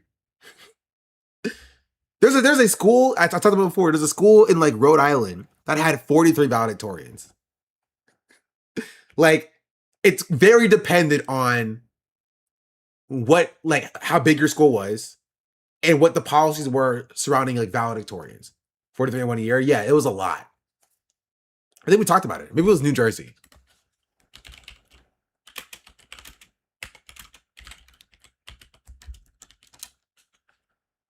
Oh, sorry, it was 21. My apologies. I was exaggerating a little bit. It was 21 valedictorians. And it was Long Island, New York. 21 valedictorians to graduate from one high school after receiving perfect GPAs, right? And so at my school, we only had one valedictorian, and that valedictorian had the highest GPA, including like weighted GPA. So like AP classes, honors classes, what have you, right? Some schools don't do that. Some schools say, regardless of your GPA, if you get an A in every class, right, then you are the valedictorian, right? So even if you took all standard classes versus somebody who took standard classes in honors classes versus somebody who took standard classes, honors classes, and AP classes, it doesn't matter, because if you all had the same GPA, right, or the same like the same like straight A's, you're valedictorian. Some schools talk about unweighted GPAs as valedictorians. Is valedictorian supposed to be just one person? No. Your school can call you whatever you want to, right? And I'm telling you, chat, this is the equivalent of a degree mill. You know how like, universities are considered degree mills, where they kind of just push students through to give them a degree on paper to help them get a job? This is the high school equivalent.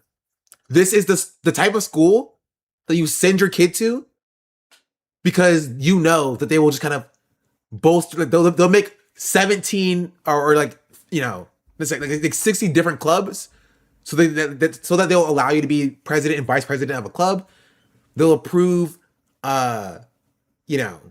Basically, there's schools specifically made to bolster your college application, right? So it is literally like a thing where like we looked it up, chat. At Jericho High School, the median income of Jericho High School, it was like $500,000 was the median household income.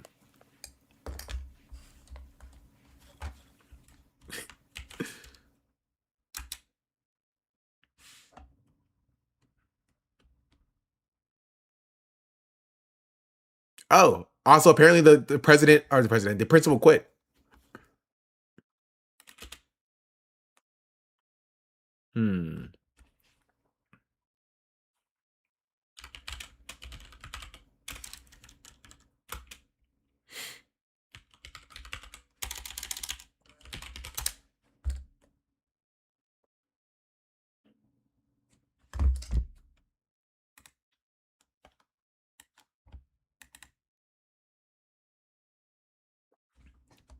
Wait, I lied. I apologize. It was 150K.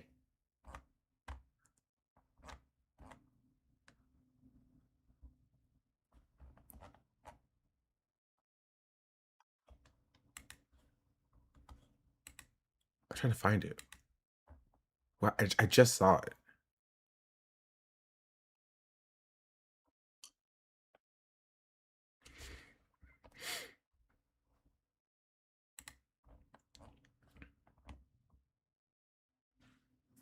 I just saw it.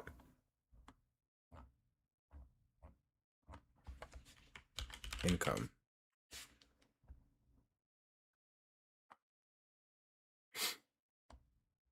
The average home price is like $1 million.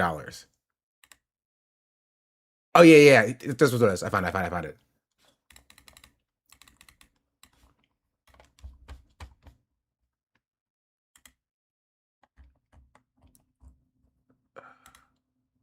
So the median household income is double that the national median household income, by the way, is $167,000. But the median home value is $1 million.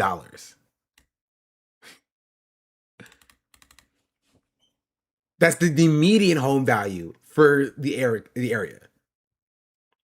This is the DDG high school. This is the valedictorian mill, right? So if you send a bunch of like upper crust, high income students and property tax applies to schooling, yes, it does. So it's something that you can benefit from. Having valedictorian on your resume, right? Now think about it, right? If you were one of these students, one of the valedictorians, compare that to like going to school in Georgia, right? You got a 4.0 GPA, but you're not a valedictorian because your school only has one valedictorian. How do you think your college application will look next to somebody who has the exact same GPA, but valedictorian next to their name, along with 20 other people at that same school? Right? That's kind of like why it happens. And your school can kind of just decide to do whatever you want to. It's very school dependent and very school district dependent. There's no national standard of like what like high schools should do in regards to this.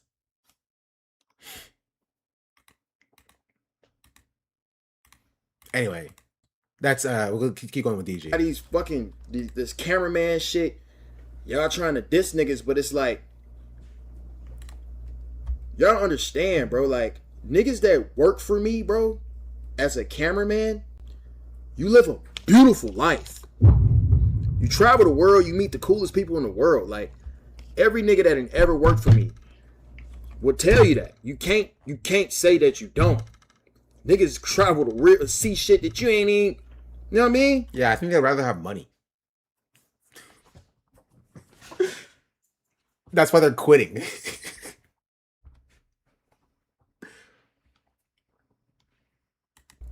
Just because you ain't getting paid a fucking $100,000 or whatever the fuck niggas expecting, that don't mean a nigga ain't spending. I mean, you should, but you pay them then. I don't know. I think it should be up to them whether or not they want to be paid in dollars or in experience. I don't know. That's crazy. Like, there's no reason. Okay, let's do a little look.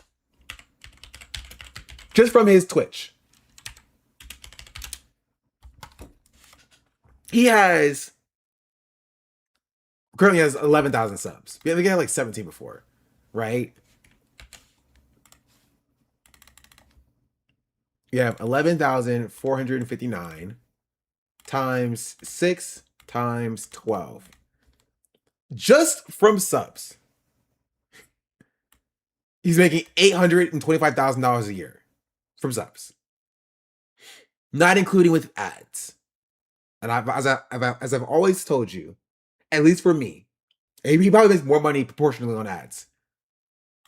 Multiply this by 1.33 oh, you're right. Sorry. Times 6 times times 12 times 0.7. You're right. You're correct.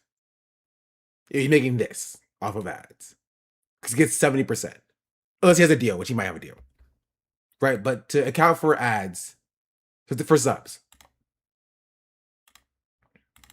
for me, ad revenue is a third of my revenue. Right? So adding a third in for his ad revenue, it's around $800,000 anyway.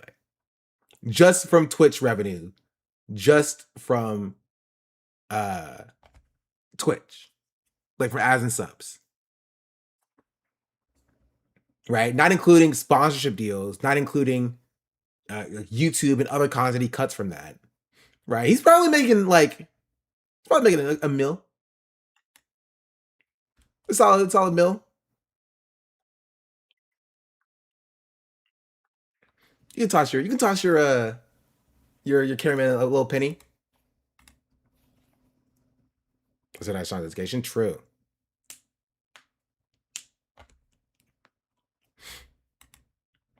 sponsors, music, etc. Yeah. Keep up, like, we're not even saying that the cameraman should be entitled to that stuff. Just off of the Twitch stuff, right? Paying them a little bit of a higher percentage off of Twitch and stuff is like, you know, valid. Pay it off. Oh, sorry, wrong link. Damn near that much. Flying niggas across the world, putting niggas in nice ass hotels, Airbnbs. Right? Like, that's your job because they're filming you, right? He's not doing that for their benefit. He's doing that so they could film him because he's going there. And he can write that off on his taxes.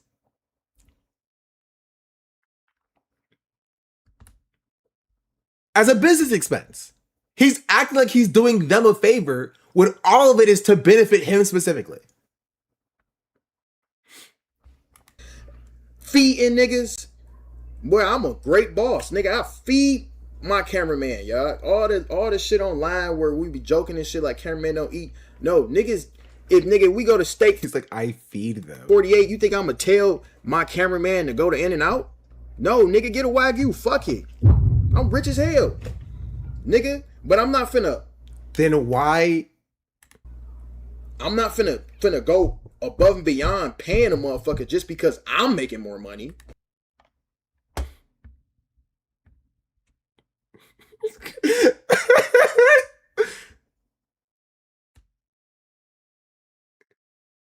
Because he's right, Chad. Buying his cameraman a Wagyu steak costs less than actually paying them where, like, they are, like, they're eating where he's eating. You know what I mean? What, is like $100 bucks? Better than paying them a few extra $1,000. It is a pizza party. It is actually pizza party. It's a very pizza party take. It makes no sense. This is a business. That's not how businesses work. Just because you're an individual doesn't mean that I don't operate like a business. You feel me? And that's why they keep quitting. Nigga. That's why they keep quitting. I'm just sorry. Why are you mad at them for quitting? They're doing their employee role, which is they quit, which is why they should unionize. He says it's a business, which means you should be able to unionize.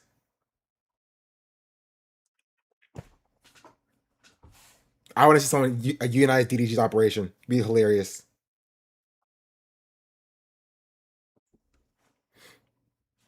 Camera ops are literally producing in real time. They're as integral to the end product as the on-screen talent.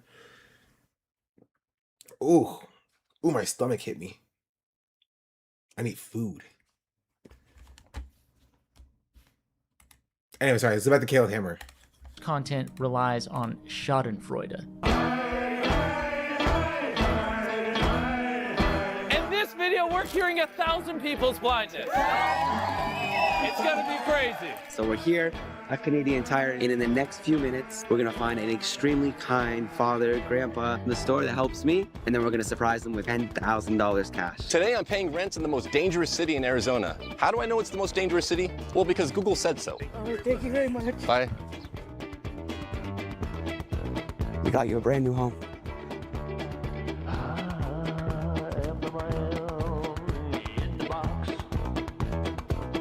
I can't.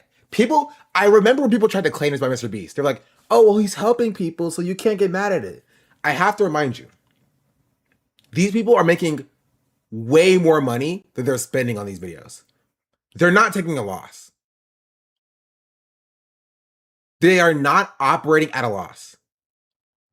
If they were, it would be one thing, but they're not. Right? How are you going to tell me you're doing charity when you're doing charity, but like, I have to record it because I have to recoup some of my losses. I promise. Is it charity at that point? Like,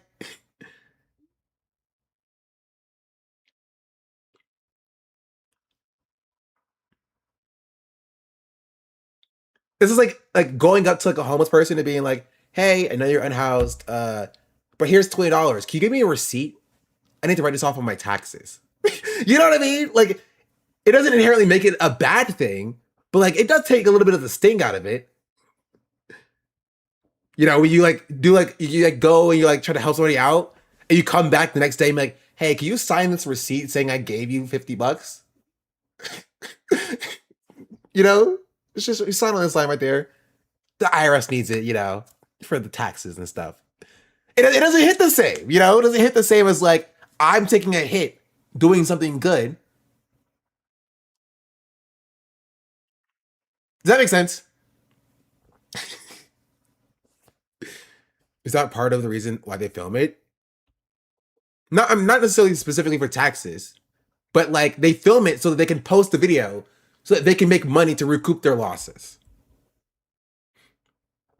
You know what I mean?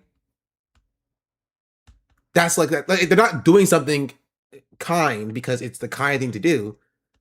They're not even inherently doing it because like they are like a bad people to want to exploit people. They're doing it because they want to recoup their losses by recording it. Right? So it's content. So the ad revenue that they get offsets that, and they get a boost by being a good person. And because potentially they're writing it off.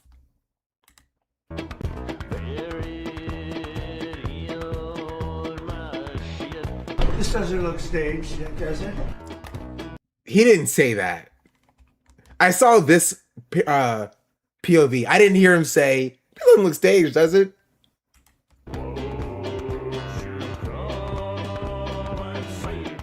President Trump made a staggering $2.4 billion last year. Can I go? I'm sorry. That's okay. Reversing it is so funny. Reversing it is hilarious. Last year. Yeah, of course you can. Schadenfreude is a psychological phenomenon in which people derive pleasure from the suffering, embarrassment, or general misfortune of others. I'm telling you, Flanders' store was deserted. Dad, do you know what Schadenfreude is? No, I do not know what Schadenfreude is. There's a $1 trillion economy built on social comparison. You open up Instagram and immediately find yourself staring at people who are more rich than you, more fit than you, better looking than you, and apparently on their third vacation to Bora Bora this year despite being 23 years old and unemployed. And as you scroll, you're fed advertisements for clothes, toys, anything that will improve your social status. And as we're all aware, this is everywhere. It's just a reality of existing with a smartphone. The result is a constant feeling like you've fallen behind. Yo, iPhone's kind of peaked with the iPhone 6, by the way. Am I crazy on that?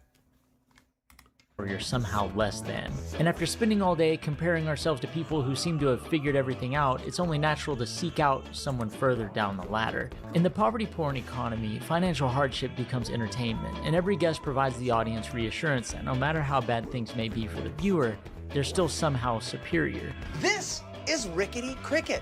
Ew. He literally has the worst life imaginable. He ain't lying.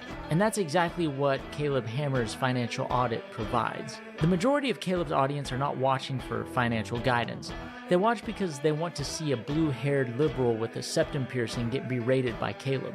Any financial education they pick up along the way is just a bonus. I didn't know that I had to with my partner.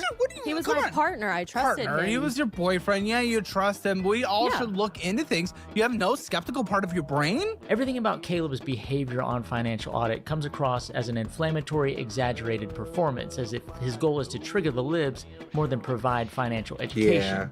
Or rather, to get clicks from people who want to trigger the libs. Listen, you got iPhone 4 was too boxy. One day we'll do an iPhone tier list. The iPhone 4 was too boxy. The iPhone 5 was also too boxy. But the iPhone 5S, no, 5C was cool because it was in cool colors.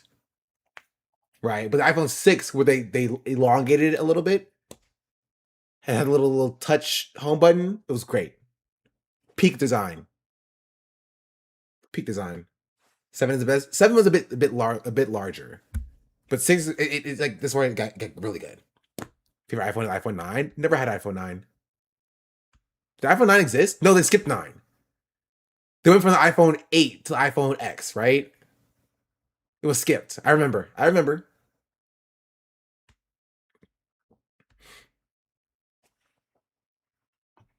an XR for a while.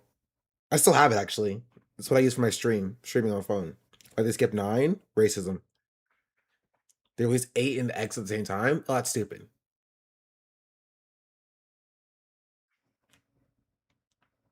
The iPhone 5C always popped out of the box when dropped. That's kind of funny.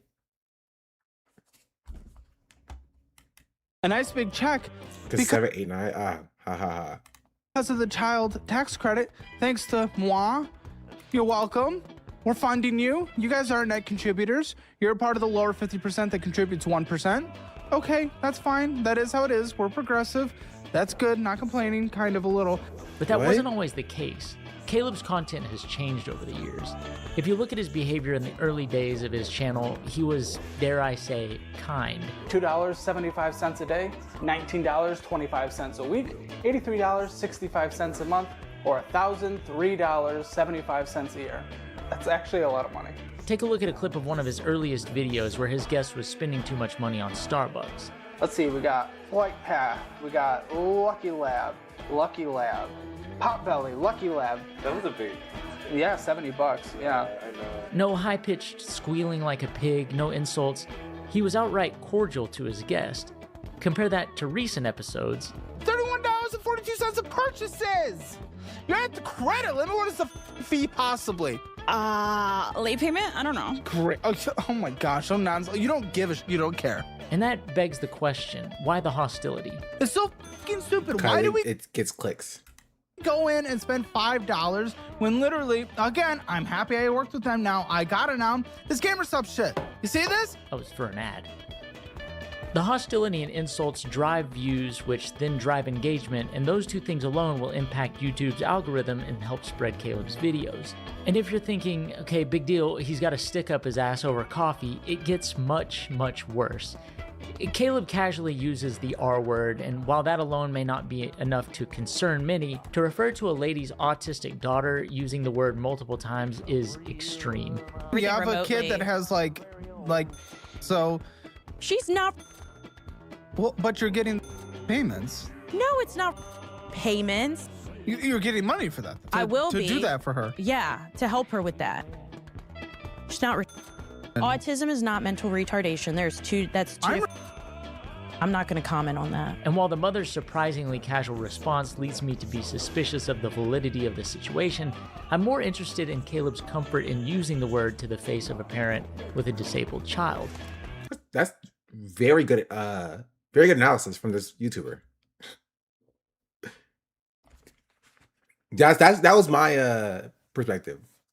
Like, again, is the story true? Who knows? There's no way for us to know. But like the way that Caleb responded to it is more telling than like the validity of this. That's actually very, very good analysis. Caleb is pretty comfortable with slurs.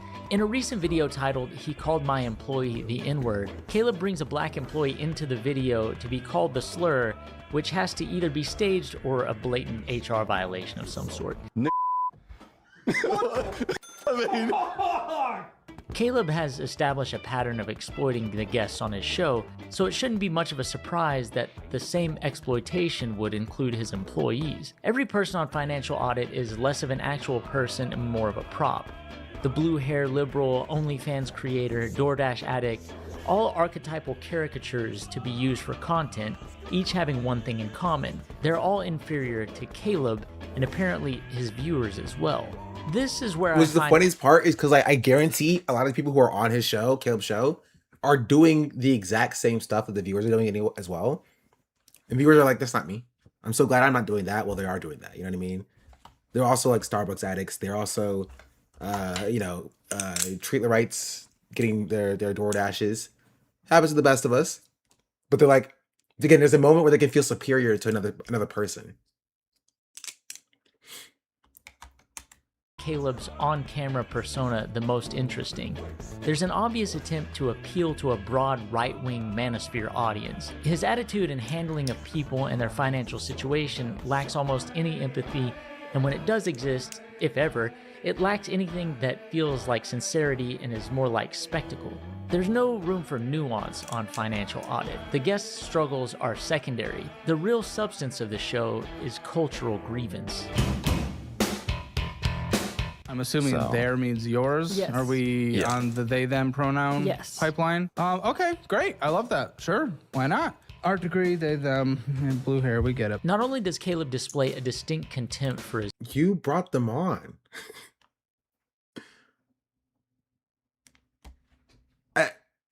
you interviewed them to come on the show in the first place. Like, you had to be emailing back and forth. Like, what do you mean? Like, yeah, art, a major, they, them, blue hair. Like, that's exactly what you want. You want to bring this person on so you can yell at them. Guests. He also seems to reserve a particular disdain for the progressive left. More often than not, guests on Financial Audit fit one of the previous mentioned archetypes related to a stereotypical liberal. Blue hair, septum piercing, sexual ambiguity, a minority.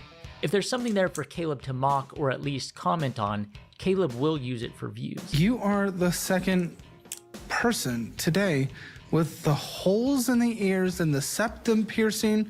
What creatures? Holes in the ears? Like, I think a lot of people have holes in their ears. I think it's most people who have holes in their ears. You know, my ears have holes in them. That's how I hear things. No, yeah, he means like a piercing. Have we drug off the street? And while yes, Financial Audit does have right-wing guests on, they don't have to suffer the same scrutiny of their liberal counterparts. Oh, of course. Yeah. We don't even be around those blackies. Them. In fact, Caleb seems to be more fond of them and their blatant racism. So it's like, I doubt you guys are going on Carnival. And she was like, yeah, fuck those blackies, don't clip me. But that's what she said. So... Fuck, really? Yeah, unprompted, nothing. Yeah. Nothing. And what's crazy is I actually kind of liked her by the end of the episode. We've had a lot of N-words recently. Not on the show? Not them. Oh, right. You're not saying a bunch of N-words are showing Hold up. on. Okay. I hate everybody involved with this. They all suck. They all suck. Everybody on the screen sucks. People have started dropping the hard R. I don't know why. So when Caleb says he can't figure out why more guests have started feeling comfortable dropping racial slurs on Financial Audit, it seems worth asking the question whether it's just a coincidence, whether it's staged for content, or if he's just spent years cultivating exactly the kind of environment that would welcome someone comfortable saying it. I mean, in my view, it's obviously staged for content. As in, like, he seeks these people out to bring them on because it gets him clicks. Right? At times, there's some sort of an attempt for Caleb to remain politically ambiguous, but the things he says obviously put him on the right when it comes to culture war issues. We don't listen to people that look like you anymore. I don't know if you know this. You've lost all the power. What does that even mean? Is it a woman thing? No, SJW thing. And we don't listen to people like you anymore. We really don't. You guys have no power. You guys were like 0.5% of the population online. I don't even know what SJW is. You're a performative virtue signaling weirdo. We already know that. Is that just because of the piercing and the color? The color and the weird earrings. Ironically, Caleb doesn't seem to recognize he's become exactly the kind of performative virtue signaling internet personality he spends so much time mocking, while his show itself is carefully curated to provoke a reaction, not unlike the people he claims to despise.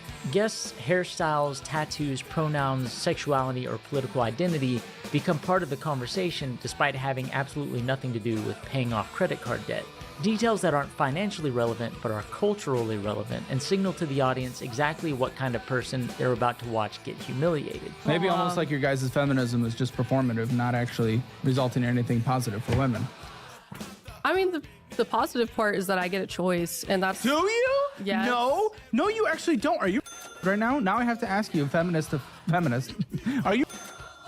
What the are you talking about? You have a choice. What do you mean choice? There's no choice. He's not giving you a choice. Where's your... Wait, sorry. I get distracted by his screeching. What do you say? And the color. The color and the weird earrings. Ironically, Caleb doesn't seem to recognize he's become exactly the kind of performative virtue signaling internet personality he spends so much time mocking, while his show itself is carefully curated to provoke a reaction, not unlike the people he claims to despise. Guests' hairstyles, tattoos, pronouns, sexuality, or political identity become part of the conversation despite having absolutely nothing to do with paying off credit card debt. Details that aren't financially relevant but are culturally relevant. I forgot he did a finance show for a second. I thought he was just a right-wing YouTuber. I literally just had a conversation about it, but like in his last 5 minutes of this video, I was genuinely convinced that like this guy was just a full right-wing YouTuber, and that's what he did. I forgot that he did finance stuff.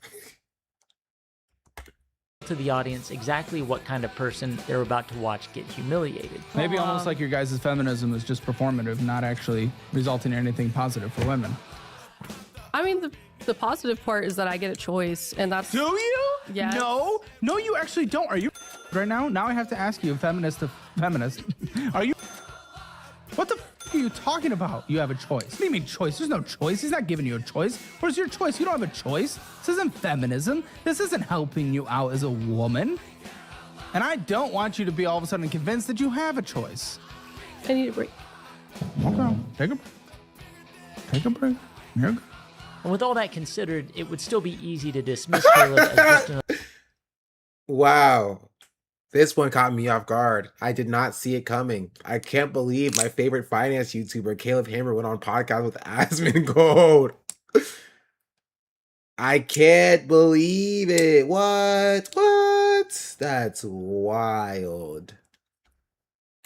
Another internet grifter cashing in on the reactionary right-wing manosphere pipeline. But Caleb's fascination isn't just outrage alone. His real fixation appears to be power.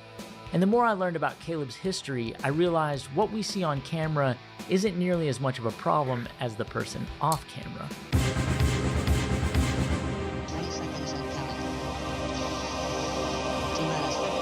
Yeah, you're claiming he actually touched you inappropriately as well?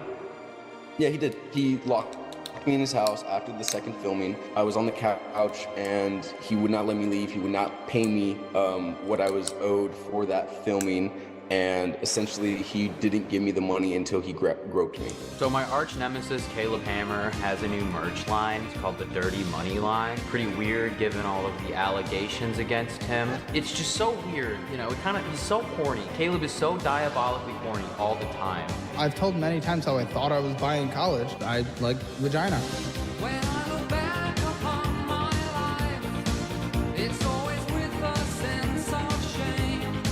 Everything we've talked about so far concerns the public Caleb Hammer, the culture warrior who screams at guests over budget decisions, a YouTube persona that may or may not be an act. The whole show could be, and more than likely is, staged to some extent. But whether you love him or hate him, that could just be dismissed as entertainment. As Caleb has curated his channel into a compilation of rage content over the years, he's established a pattern of behavior behind the scenes, some of which undeniably problematic despite Caleb's attempts to minimize the issues or scrub them from the internet. Explicit comments about underage teens, sexual assault allegations, attempting to pimp out guests on OnlyFans. There's a lot to unpack, and due to Caleb's attempt to remove videos and suppress stories with the threat of legal action, some original clips are nearly impossible to find. If you don't think I know how to do legal strategy, you have no idea what's happened behind the scenes. I destroy people. I will destroy you. Hey, he's Ethan Klein. You don't get to do this. They're the exact same person. Without consequences. Listen, I'm not promising I'm suing you, but I'm promising I'm talking to my lawyers about suing you. Buddy, I'm going to sue you. I will sue you. I will sue you. Wait, dead ass? I will sue you. Early episodes of Financial Audit have been confirmed to have been staged, at least to some extent. Guests were hired and paid a flat fee and a possible performance incentive. One of these guests appeared to be in a total of 3 episodes, but claims to have not received any of those bonus payments. And all this is pretty par for the course in modern-day capitalist America. I mean, what's a little bit of alleged wage theft committed by a douchebag finance YouTuber? But the text exchange between that guest and Caleb were leaked. If there's any connections that I have, which I've built a lot of connections in Austin, anything that I'm able to kind of link you to, you know, I definitely want to be helpful. I'm not used to OnlyFans. I'm straight. I'm like 90% straight. I've definitely fooled around because I'm open-minded. And you know, when you get drunk, whatever. The pay will be dependent on what you're willing to do. What he would like to do, you guys make out. He would like to do that. What he would like you guys to do, him fill you up. He would like to play with your dick. He wants to give you a blowjob. And then if you wanted to give a blowjob, you could. He would eat your butt. You could top him, he could top you. Whatever you're willing to do comes with more money. When that audio message was first leaked, a lot of people claimed it was fake, and in 2024, with advancement in AI voice cloning technology, I understand why some people believed that. However, despite that, Caleb has confirmed on his Reddit, as well as in emails to me, that the voicemail you heard is 100% him, and he makes no claim to it being altered in any way. This alone would be enough to support my thesis comparing Caleb Hammer to Andrew Tate, which is to say, Caleb Hammer is a power-fixated pervert who exploits the financial circumstances of others for his own personal gain. So right after I did see the thing about the David case. I didn't show it on stream, but I did see it. And filming, his friend, this girl with a microphone, left. He sat me down on his couch in the living room, and he asked me if I wanted to do another show, another production. I was like, yeah, cool. And then he just quickly, like after 2 minutes of talking, ended that conversation. And for about like 5-10 minutes, it felt like forever. He kept asking if I like would do sexual favors for him, basically. What it felt like was him trying to say, oh, it's for OnlyFans, because he was recording it. He wanted to record it, but it really just felt like he wanted to have sex with me. Like, it really was just like very uncomfortable. Caleb has not, as far as I can find, clarified who this mystery OnlyFans person is. So I'm just going to assume that it's Caleb. And since Caleb has expressed an importance of journalistic integrity among YouTube content creators, and even though I don't consider myself a journalist, I reached out to Caleb for a comment. Instead of random slop tubers. To be fair, this is a good video. Hello, I'm working. I will say that this part is not new information, though. I do like the first part, though. It's good. Video essay about Caleb Hammer's show and controversies. While I don't consider myself a journalist, Caleb also, you're going to hate the next video, which is going to be a slop tuber video on freaking Survivor. Or, as we say, the video essay on Survivor. Importance of journalistic integrity from YouTube creators. So can Caleb confirm the OnlyFans creator discussed on the voicemail with Zeke in 2022 was not Caleb himself? To clarify, I'd like to be able to say with certainty whether or not Caleb was the individual who could top or be topped by Zeke, as mentioned in his voice message. Thank you, Trill Mar.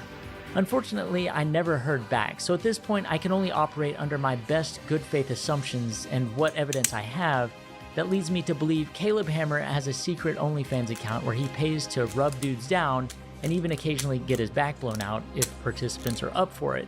And there's absolutely nothing wrong with that. In fact, I encourage it. So when I say I believe Caleb Hammer is a closeted power bottom with a secret OnlyFans account that he pays former guests to be on, I say that with absolutely zero. Being Zero a what? YouTuber is the blessing of a lifetime. 99% of it is fantastic. You Zero do not certainty? I don't.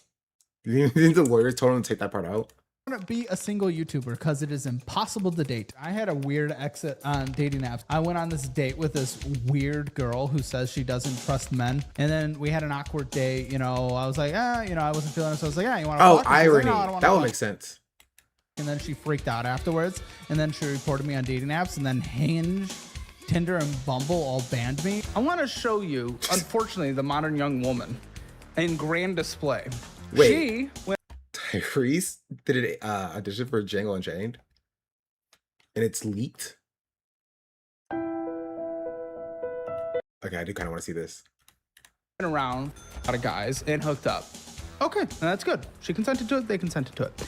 Then she flew here in Austin, chose to meet up with a guy. The guy wanted to hook up, and she just made him sound like a creep. He was in my... No, you said he was trying to. Yeah, he was in my hotel and like trying to take off my clothes, and I'm like, no. And then eventually I like open up the door. I go, get out. Unfortunately, I don't believe that. I do not believe you. And I know people like you in my own experience and my own friends' experience are just liars. What? He just heard like no other. He doesn't even know this other person, assumedly. And he was like, nope, can't be true. Can't be true. I don't believe you. Frame zero. He didn't let her finish telling the story yet. Nope, can't be true. Yeah, I'll be right back. While having a secret OnlyFans account where you're getting your back blown out isn't a problem, being such a toxic narcissist you're getting banned from dating apps is. Back in 2025, a Reddit user posted a story about how she went on a date with Caleb, which led to him being banned from Hinge, Bumble, and Tinder. I don't exactly know what it's like for women on dating apps, but someone told me she got over 1,000 matches in less than 48 hours. She also made it abundantly clear that the average dating app isn't populated by the best and brightest of mankind. I'm watching you, you bitch. You're gonna die tonight. And I know I'm getting off track here. The point is, we all know there are some absolutely awful people on these apps at any given moment, and Caleb was banned from them. In the aforementioned Reddit post, the user detailed her date with Caleb that ended with a 30-minute drive out of her way to his house so he could give her a tour that ended up in his bathroom where he asked her to bathe in front of him. The post mentions that he said he could, quote, separate himself from his sexuality, which sounds like something you'd hear from somebody standing above a hole in their basement they trapped you in. Man, what do you want? It puts the lotion on its skin. Now! Well, say it, don't spray it, brother. Dang. He also had some sort of Diddy party moment where his couch was covered in lube or something, and he went to get oil to rub her down despite her obviously not wanting it. And it was at this point she realized there was a camera pointed towards the couch she was on. I didn't know I was being filmed. If you're in my room, you're always being filmed. You are. He does. True. He does. It's his thing. It's kind of creepy. The post is detailed and disturbing, and parts of it have been publicly acknowledged by Caleb himself. And in most cases, I would talk about Caleb's response, but since he's deleted it, I feel no obligation to defend him. Caleb and his supporters dismiss any criticism as slop YouTube channels milking drama for ad revenue. So let's, for a moment, disregard the salacious details and focus more on the recurring question of power. Who has it? Who doesn't, and how it's being exercised. And there's perhaps no more profound consequential power imbalance than the one between an adult and a minor. In 2018, Caleb, who was 23 at the time, had a group chat with some friends where he said some problematic things about a teenager only 16 years old. Caleb says, I would like to personally stick my penis in a hole of his. Any hole will do, thank you. And then the guy says, dude, he's like 14. I would shove that right down his throat where it belongs. Another member goes on to say, it's something if they're underage. Anyone under 16 is. Caleb Hammer responds with, believe it or not, 17 is not under 16. And then one member responds with a meme saying, oh, you're serious. So there is no jokes there. Like, it's very clear that he is not joking. It's very clear that he's attracted to these young boys. Thing that they think makes me look like a bad guy. The thing they think bothers me is when when I make jokes, a bunch of jokes with other people making a bunch of rage baiting jokes in a group chat from like a decade ago, and they think that bothers me in the slightest. A text group chat where everyone's making insane crazy jokes, and then they screenshot just mine. You know, and it's just like, oh, Caleb Hammer bad. It's just like, that has to always be the reality. Look, everybody said things in group chats they wouldn't want to be made public.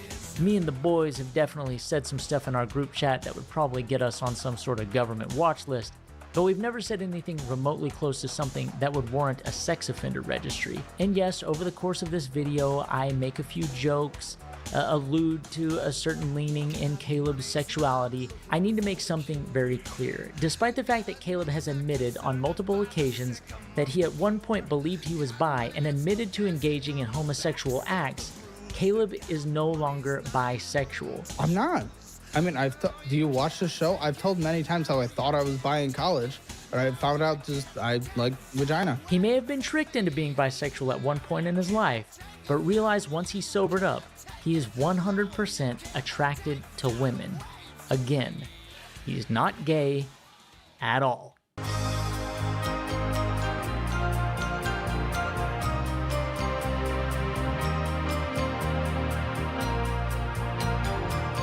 When I started researching Caleb Hammer, I thought I was making a video about a loud finance YouTuber who screams at strangers over Starbucks and DoorDash. Then I thought I was just making a video about poverty porn.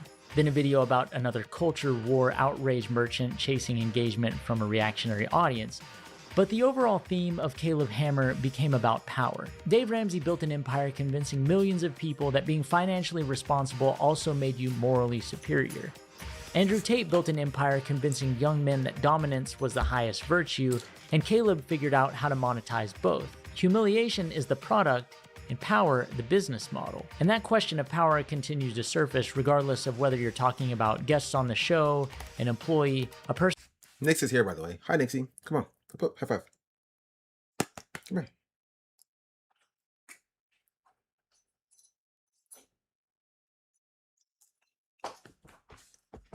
Come on.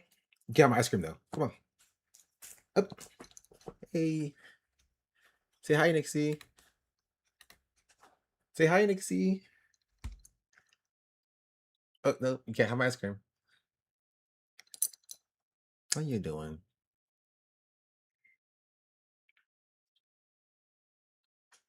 I know.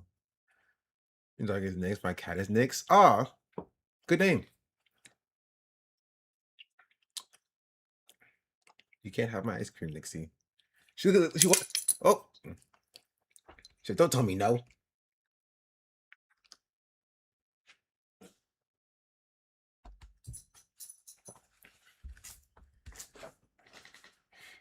You deserve so much more subs. Thank you. I appreciate that. She wants a lick. She's get how a lick. Give it to her. No, it's mine. She doesn't need it. Give it now.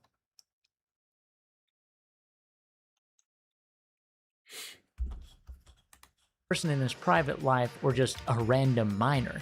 Caleb has earned a reputation for responding aggressively to criticism, including threatening legal action against critics. That's his right. Caleb threatens pretty much anyone who says an unkind word about him with a lawsuit. And he may do that with me, but I just don't give a fuck. Caleb, if you see this, squeal like a castrated piggy, make your threats, and inevitably puss out and post about it on Reddit. As avoidant of personal accountability as Caleb may be, criticism and examining publicly available statements, videos, and allegations isn't defamation.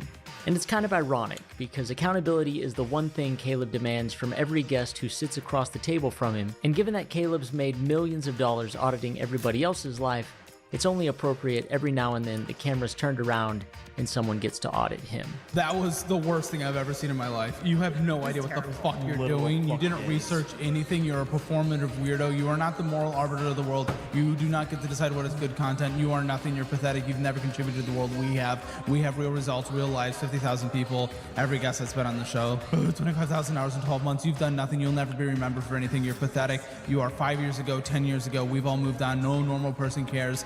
And ladies and gentlemen, say it with me one last time. This show is not for you, and that's okay. See, I hate when people try to do like a fast roast thing and they just say nothing substantive. You know what I mean? Like roasting quickly is a skill. It's a skill you have to practice. Caleb's just like, you're nothing, you're nothing, you're meaningless, you're nothing, you're a loser, you're nothing. You're like, that doesn't really hit the same, you know?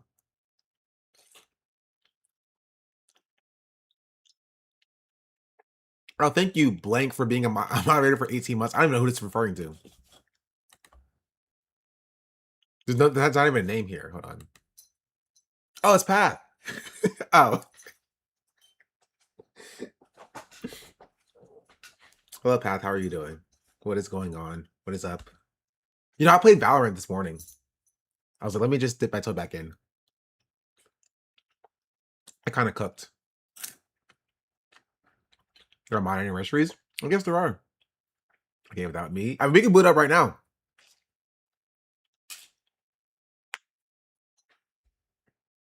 No guarantee that I will perform well, though.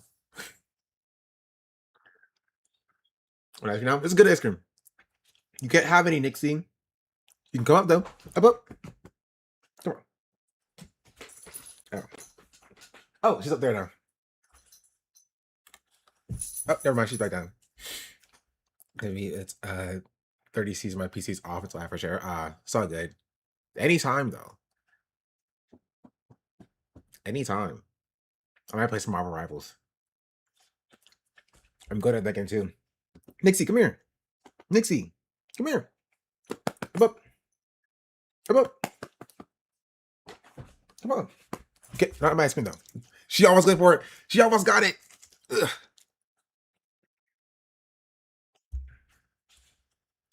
Look, the camera's right there. Look, Nixie, right there. See the camera? You see the camera? Right there. I know. I know. Oh, okay. Whoa, that's my microphone. You can't have... She's looking directly at it. She's like, what? This?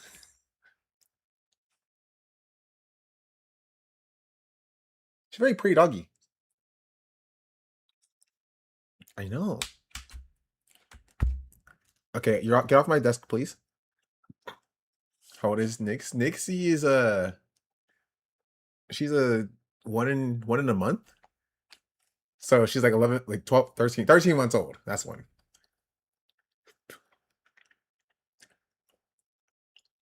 You can't have my ice cream.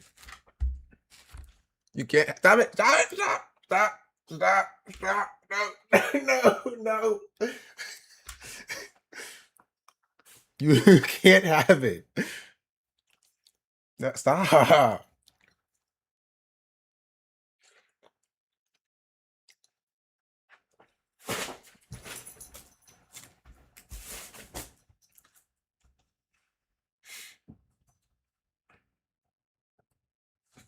All right, bye, Nixie.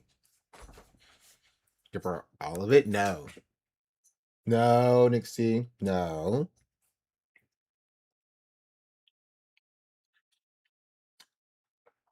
You made her leave? No, she's still right there. She's behind me now. Anyway. In court, bitch. I want to take a quick moment to say thank you to all the members who contribute to the channel. It's the only way I'm able to keep making these videos with any sort of frequency. So if you like this video and you're able to, please consider supporting the channel by joining up.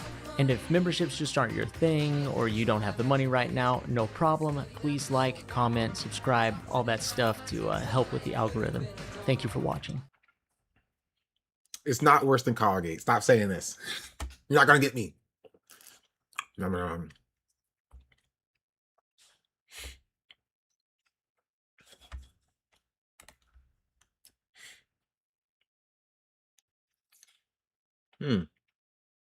It's very tasty though.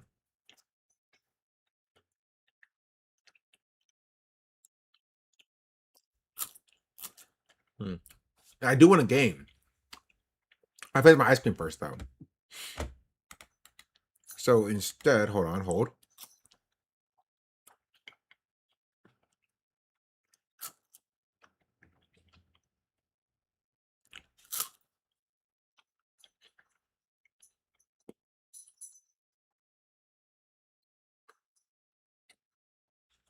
Well, Spy video too long. We watched the Tyrese vid. It says intense audition.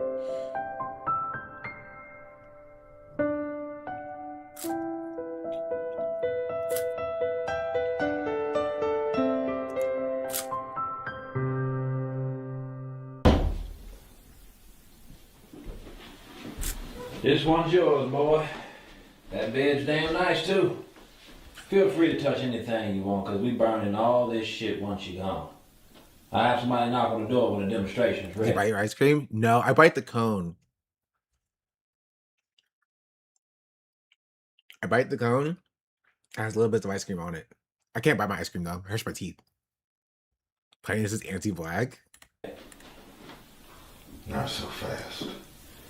I got more important things to do than y'all with. That's craziness.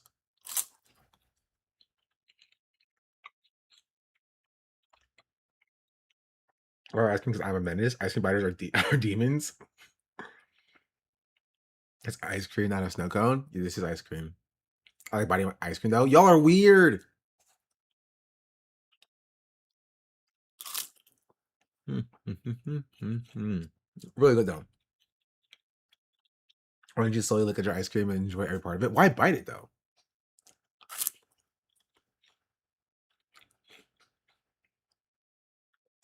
You need new teeth? Oh, geez Louise. A weak beta teeth? Hey, my teeth are normal. It's called survival instincts. It's faster so it doesn't melt.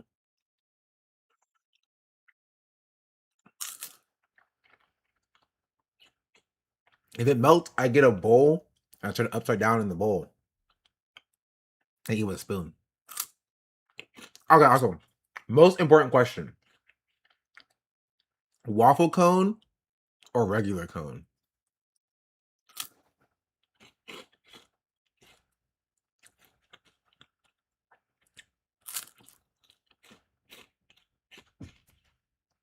Everybody's saying waffle, but I'm so sorry.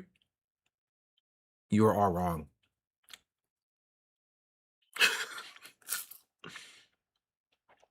You're wrong.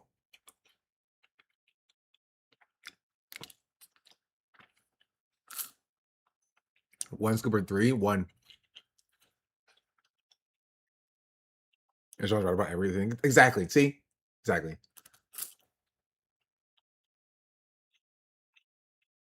Are you gonna be able for this take? No, it's not that bad. Not bad of a take, but you're wrong. I don't like waffle cones.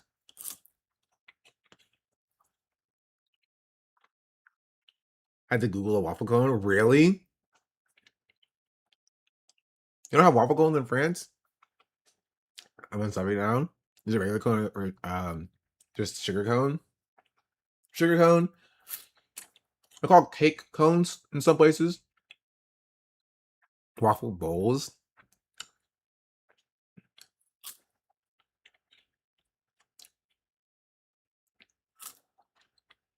Very good.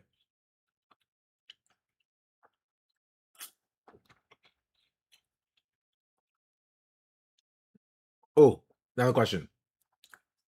Best flavor. This is the most common question. Also, this is the best stage of ice cream cone, chat. If you look at it, there's like ice cream in the crevices of the bottom of the cone. You can't even really see it, right?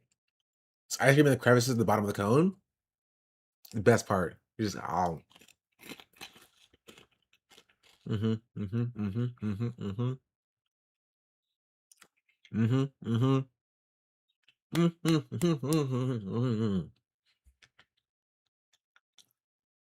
That's the best part.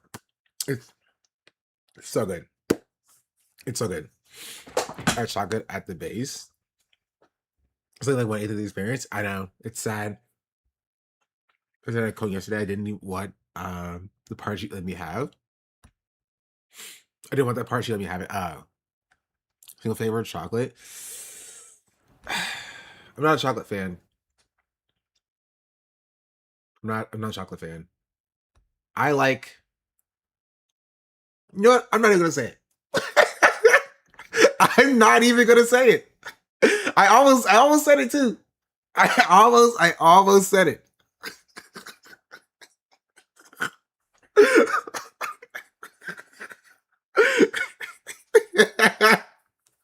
Y'all almost got me. You almost got me. Nope, not saying it. It's not mint. I hate mint I hate mint in chocolate. I hate mint ice cream. I don't like it. I like mint toothpaste though. Mint toothpaste is good. Cookies and cream is good. I like strawberry. I don't like chocolate. This is important. What is it? I'm pretty sure I clicked on this before. Oh yeah, I did click on it. I said I gotta watch it because it has the Odyssey in it, and I'm not watching it because I haven't finished the Odyssey yet.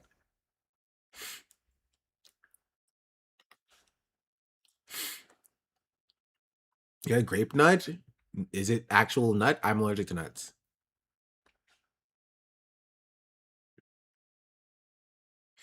No, pistachio goated. Can't have pistachio either.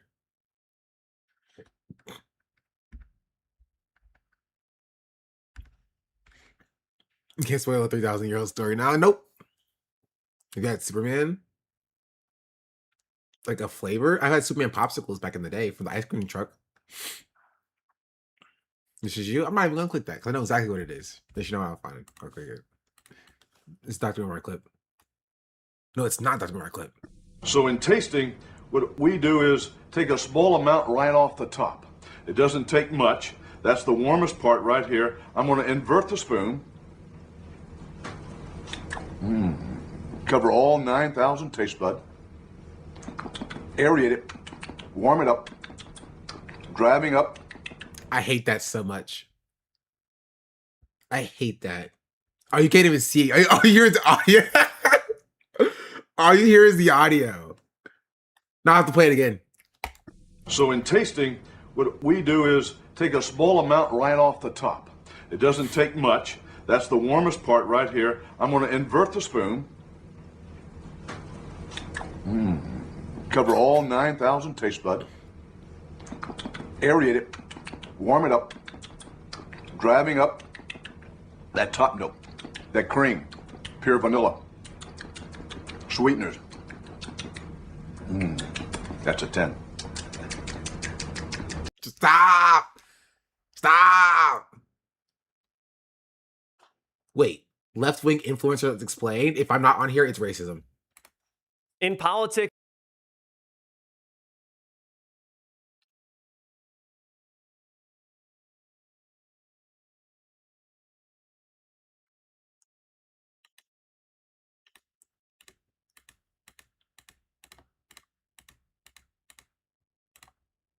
USA people. So I don't think it's just political disagreements that are driving this. You can only watch one stream at a time. This means streamers are much more directly competitive with each other than other types of content. Streamers watch are Atrio, I also could by hear. far multiple standalone videos uploaded to dedicated channels on YouTube content. I decided to represent the streamers with an octopus because I Googled what is the most versatile ocean animal, and one of the most popular answers I saw was octopus. And this is actually the second reason why streamers have become so important politically: the versatility of their content. A well-planned live stream can, especially with the help of editors, be very quickly transformed into multiple standalone videos uploaded to dedicated channels on YouTube that sometimes fill the news reaction niche, sometimes the video essay, more big picture conversation niche. Oh, Streamers it's are left also wing, not leftist. by far the most effective type of content creator at utilizing clipping as a way to drive attention to their content. Fans of streamers have been taking the most bombastic moments of multi-hour live streams and sharing them around long before clipping became something that everyone was trying to do professionally. One of the things that fascinates me about streamers is how much drama there always seems to be in the streaming space. At this point, I have quite a few YouTube friends, and there's occasionally a little bit of drama, but nothing compared to what comes out of the streaming space. There's just as much ideological diversity among video essay people, so I don't think it's just political disagreements that are driving this. You can only watch one stream at a time. This means streamers are much more directly competitive with each other than other types of content creators are. You're probably subscribed to a lot of different YouTube channels, hopefully to this one, and you can keep up with a lot of YouTube channels pretty well, but you can only watch one stream, at least live, at a time. Maybe this just creates a kind of simmering tension between streamers that doesn't exist as much anyway for other kinds of content. The second theory is that maybe being a successful streamer just selects for a very contentious type of personality, someone that wants to fight with people a lot, because audiences find this sort of thing the most entertaining. The third theory comes from this episode of a podcast that I do with the publication Liberal Currents, which you should all go check out, by the way, where my co-host Adam talks about how honor culture applies to streamer beefs. If someone criticizes you as a streamer, or starts a beef with you in some way, to leave it unanswered, especially if they're a big enough figure that people are listening to, threatens your standing. You have to manage the perceptions that you actually are a big shot, and no one could just come and take a shot at you. And the result is kind of this spiral of escalation and drama that I would love for them to like be more specific, not necessarily call people out by name, but like if they're talking about large political streamers, then say that, right? Or if they talking about like smaller political, because like I don't know who they're referring to, right? Because like yeah, if you look at Destiny versus Hassan, you're gonna see a lot of disagreement and discourse there. You know what I mean? Like, but when you look at like the rest of the political streaming landscape, there is drama, there is discourse, but like it's like a lot less prevalent as like the main form of like content, as opposed to like being like an inherent function of the genre itself.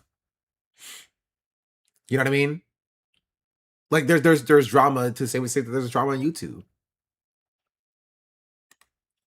No, the way that you stop that is through institutions, right? The institutions police the behavior of both sides. You don't take the shot in the first place, or the institution makes an example of you to show that like, no, you can't do that, so that the other person doesn't then escalate.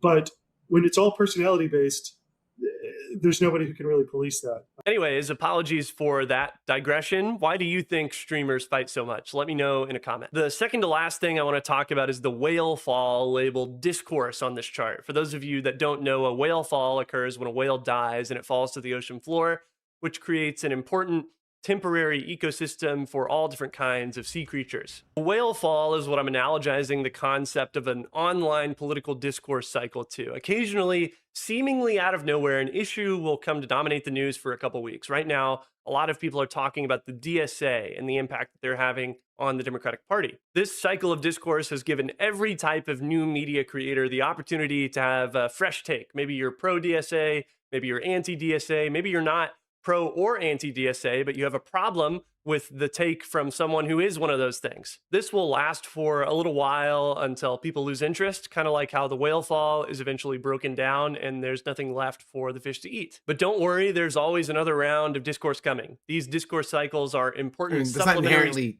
wrong sources per of se, content. but I don't think it's inherent to the type of content of like.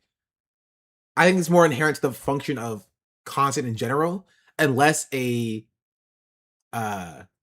general leftist or left-wing content thing. Does that make sense? Don't think of the Prime, by the way. Much appreciated. YouTubers and video essayists do this too. I mean, Twitter posters do this. TikTokers do this, right? Everybody online does this, right? There's a new thing that people are talking about, and then people will talk about that for a little bit until it's no longer particularly pertinent, and then they will move on. That's kind of that's how all content works. You know? But also, I wasn't mentioned, which L. I was not mentioned. I think it also might be racism. Indeed. Anyway, we actually might have to save the Tyrese thing for tomorrow. Or maybe watch now. I don't know. With you, nigga, when I say stop. Hold on.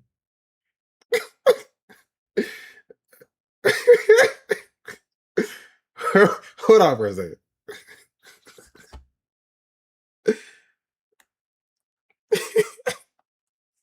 That felt like it came from his soul. I didn't like that much. Broke socially for the 14 months. Much appreciated. I was Tuxedo for I think for the 37 months, and Cheddar usually think for the 22 months. I don't know if I said that. Party Pug for the 5 months. Also, a hype train is incoming, and we are 434 away from 1K officially, technically. So you can't say either. Maybe you can have nothing. Feel free to touch anything you want, because we burning all this shit once you're gone. I have somebody knock on the door when the demonstration's ready. Not so fast. I got more important things to do than jaw with you. Nigga, when I say stop, you plant roots.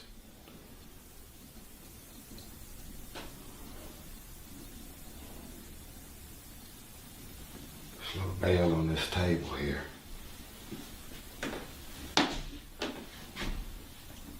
Is that for you? When I ring it, you do for me. Me or somebody.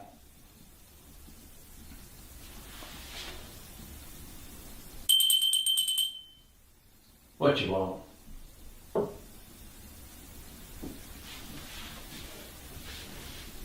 I want you to pour some water in that bowl right there from the washout.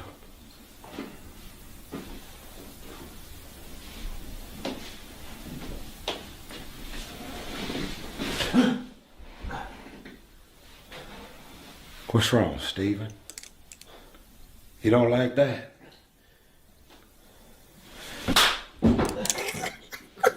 Did he actually slap this man?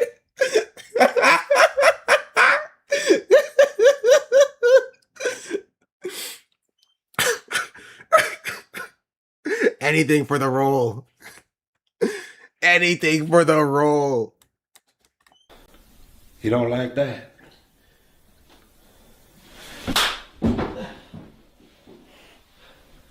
Well, that's my kind of bell ring. Get up.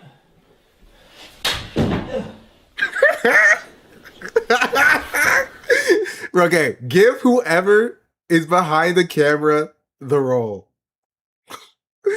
Give that man the role. He's selling it. I can feel it. I can see it in my mind. He's not even on the camera and I can see it in my mind.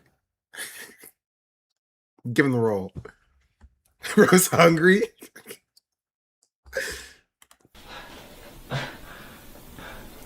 I've known me house niggers like you my whole life. You play your dog tricks with your master. You lip off to him every now and then. As long as you keep it funny, he just lets you do it. While all the other white folks are thinking, it's so cute. Well, this time, Snowball,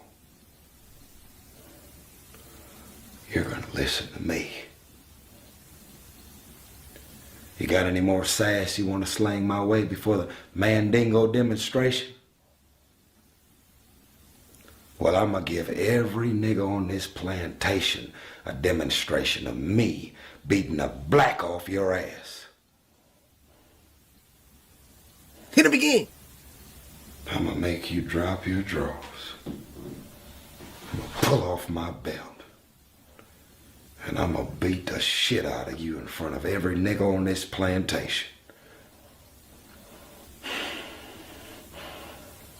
And after that, let's see you play the rooster around here. Kyle, I'm gonna let you do. So that's it. To be fair, I've heard worse. I've heard worse. No, that's right. He gives you first name privileges. Ain't that cute? Sass me again, nigger, and see what happens. That's what I thought. I can't take Tyree seriously. I should have mentioned nobody asked him to do this. He was like, nah, I got it. Hold on. Lax headroom thinking for the 100 bits. Starting the hype train. Also, Penguin thinking for the 6 months. Chad, hype train has started once again. Did you know that viewers are more likely to click in when a hype train is going? So if you keep it going, there may be more people in here. That doesn't really mean much to you, but it means much to me, so I'll take it.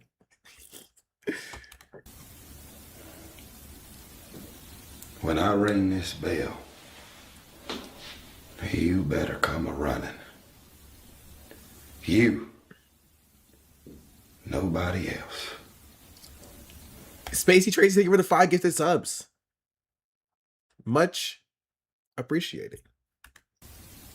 So while I'm on this property. Wait, also, is the alerts, are the alerts working? Question mark. I think I muted them. Okay. I think I fixed it. Someone subscribe real quick. For the one time. Everyone says you moved back home, not gonna lie. Yeah, I did mute them for something. I don't remember what. Someone drop a sub. Maybe 5, maybe 10, maybe 50, maybe 100.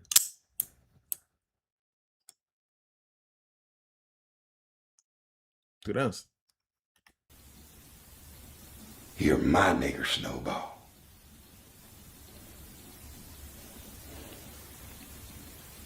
Now get out of here. Get out of here. Shy, you don't understand. This is the type of acting they teach you when you're on the set of Fast and Furious.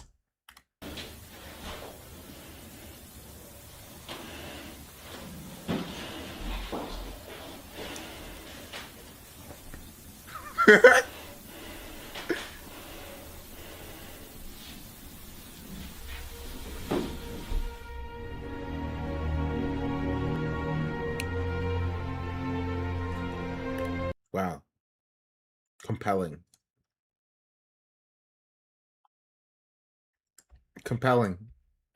Keep. Oh, there's more.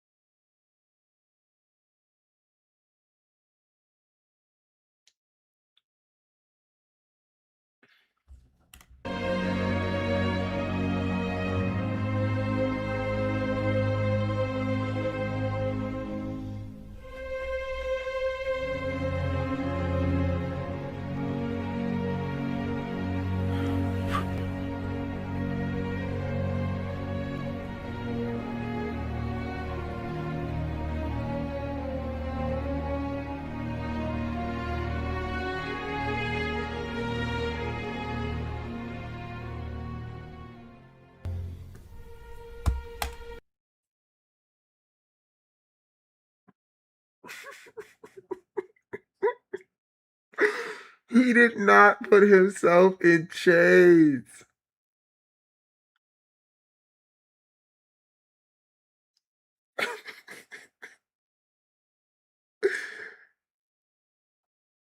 He did not put himself in chains.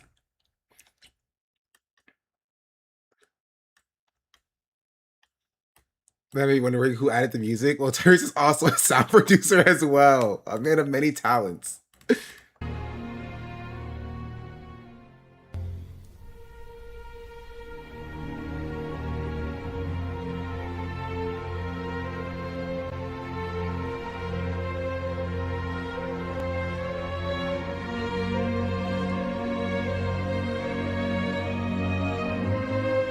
How do you get a shirt on?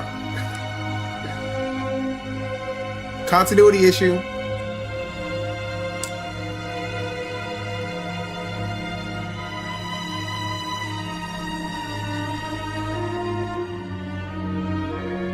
I've seen Leo doing for auditions like this.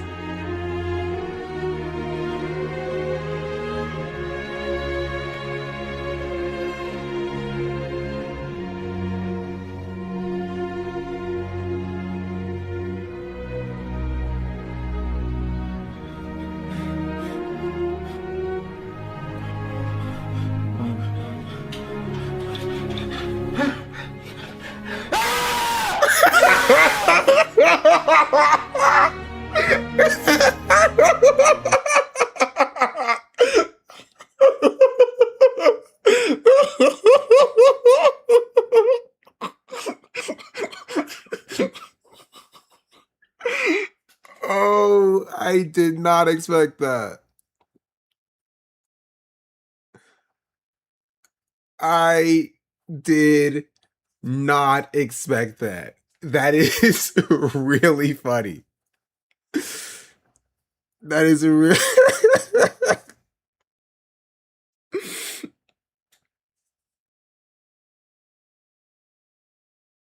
That's really funny. I would not do all of it over time. I would do this last part because I was like, is he naked? Where are his clothes? They just started screaming.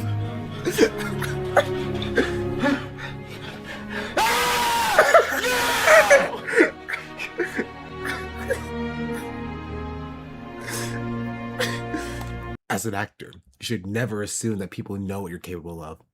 We are perception creators, so if those perceptions don't exist, you create them. Tyrese Gibson. You know, I met Tyrese actually when I was like 16 years old.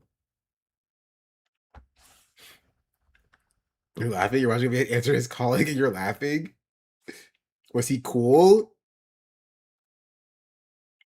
I don't remember. I was 16. I was 16. Was he tall? Not really. Did he scream back then too? No. You forgot about it. I did forget about it, cuh. Forget about it, cuh.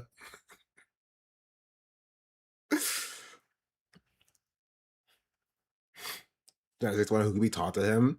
There are people who are taller than me. 2016 was like half his lifetime ago. It honestly kind of was. Not half, but like over a third. It's like 9, almost 10 years ago. I'm 25, so yeah, it's quite a lot. Hear that screams, nutty sound. He's not cool. I don't really remember him. He was only there for a little bit. It was for a scholarship thing.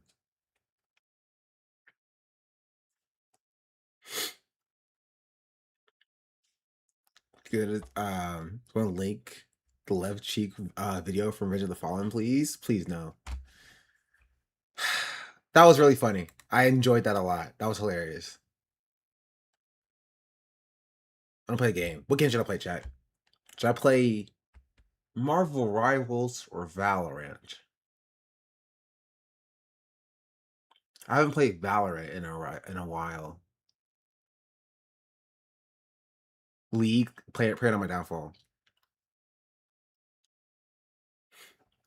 Oh, have y'all seen the beef that that Ludwig was fermenting between Arky and Jason. I saw the beef. Ludwig is he's instigating. That's if I can find it. Hold on.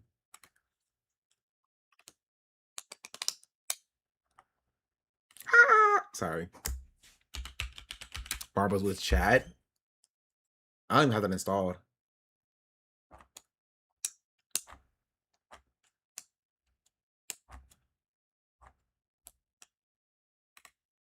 Here, this is the conversation. Ludwig caught Jason the Ween off guard by bringing up Arky copying his boxing event. You don't own boxing, but Arky failed to make it different. The twist is important. Boxing event? No, I'm not mad at Arky. I don't know. I saw some stuff online. I didn't know if you were mad about it. I'm not mad at Arky. No, I've taken some of your ideas. Yeah, you know yeah. what I mean? I think people take stuff all the time. I think there's not. I don't think there's anything wrong with it. You're not mad at Arky. I'm not mad at Arky. / genuine? / genuine. What do you mean / genuine? Like it's like a Twitter way to signify your emotion about this. Bro, we're losing secret recipes. The kids don't even know about tone indicators. The kids don't even know about tone indicators. This is not /s. Sarcastic. What the fuck are you talking about? Is this some old head shit? Oh, yeah, some 2020s woke shit. I mean, what do you think about it? Well, I think that, like, there's, like, you don't own boxing. Like, boxing has existed, in creator boxing especially, for, like, years and years.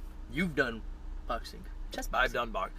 I usually like to add a twist to make it more unique, and I think maybe Arky fails to do that sometimes, to, like, make it, like, a little different. Maybe the room is what makes it different. I don't like that for boxing, though. It's really stressful to watch. Yeah, it's very compact. But I was watching it. I was watching it too, but I was watching it with like oh my god, like if someone gets fucking hit and hits the wall, like fuck me. It was stressful to watch. I saw a big dude that was fighting and he almost fell into the crowd and killed. I know. Yeah, it was stressful. Mm-hmm. But yeah, I think that twist can be really important. Yeah. I think my twist that I added was me being the referee. And yeah, I think so too. I think that is like, and so I think that's what Arky did, but he didn't add the twist off of yours. And his audience is really close to yours, so that like they know what yours looks like. I think it's fun though. Like I copy your bro v bros. I you know what I mean? Yeah, people copy my shit all the damn time. I'm gonna copy. But it's easier to copy shit when the audiences are different. Okay, moving on. I mean, I guess I will say I think this caption's a tad bit uncharitable to Ludwig. But you know, I think that the core of it is the same. I don't think it's that big of a deal, right? Like, I think if you want to copy something 1-to-1, like especially it's something as nebulous as like a creator event, then like I don't really see it as an issue of like, well, no, I did this specific event, so you can't do this specific event, you know? Like, I mean, a good example is just like the Doug like a challenge. Maybe because it's a challenge, it's like slightly different, but like it's literally everybody doing the exact same event. But nobody's taking the challenge and putting a twist on it, kind of thing. They're all going to a bunch of different restaurants and eating like 10,000 calories worth of food or something. Right? So I don't think necessarily a twist is like necessary for like, you know, taking an event that you saw a creator do and be like, I think this is a cool event for the most part. You know? Doesn't worry about how you're making it unique to yourself or community. I mean, but even then, I don't think necessarily needs to be like inherently like unique. I don't think you need to do like this is an Arky version of boxing kind of thing. Right? I think it's fine for the most part. So I don't think it's like the peak of content or whatever, but I think it's fine for the most part to see someone do something and be like, oh, I think that'd be cool to do for my community. You know? I think that's fine for you know what I mean? Like it's like Creator Jeopardy. Like seeing somebody do Creator Jeopardy and be like, I want to do Creator Jeopardy is not like inherently a bad thing. Like, could it be more impactful if like Arky did a specific twist to like Jason's event? Maybe. But I don't feel like that's one of the things that like you'd say or talk about with Arky not in the room. That's like advice you give as an older creator to Arky to be like, hey, maybe it'd be nice if you did, right? If you did like a specific twist. I don't think that like I don't think this is the proper channel for that information. That wouldn't be content. That's a separate conversation then. But here's what Arky had to say. I mean, that's a fair opinion, but dude, I just feel like since I'm not a big enough streamer, people never realize the stuff that other people take from me or like ideas, like even like production on this side of Twitch.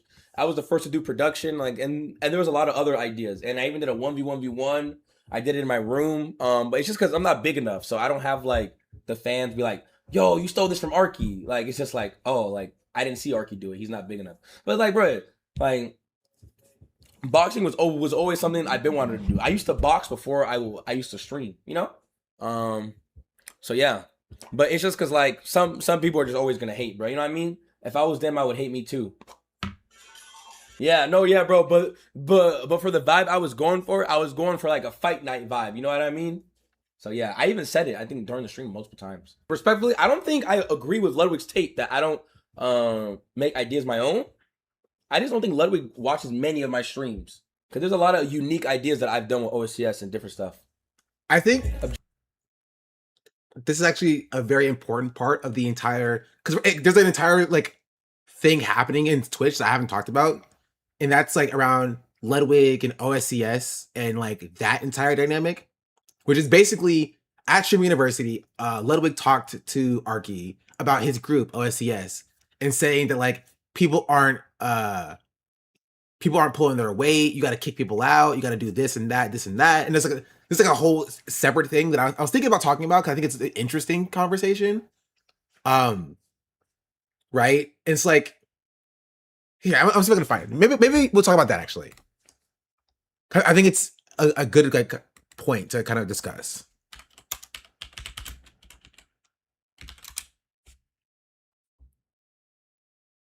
Here, we'll have, this is recent, not necessarily what we're talking about here.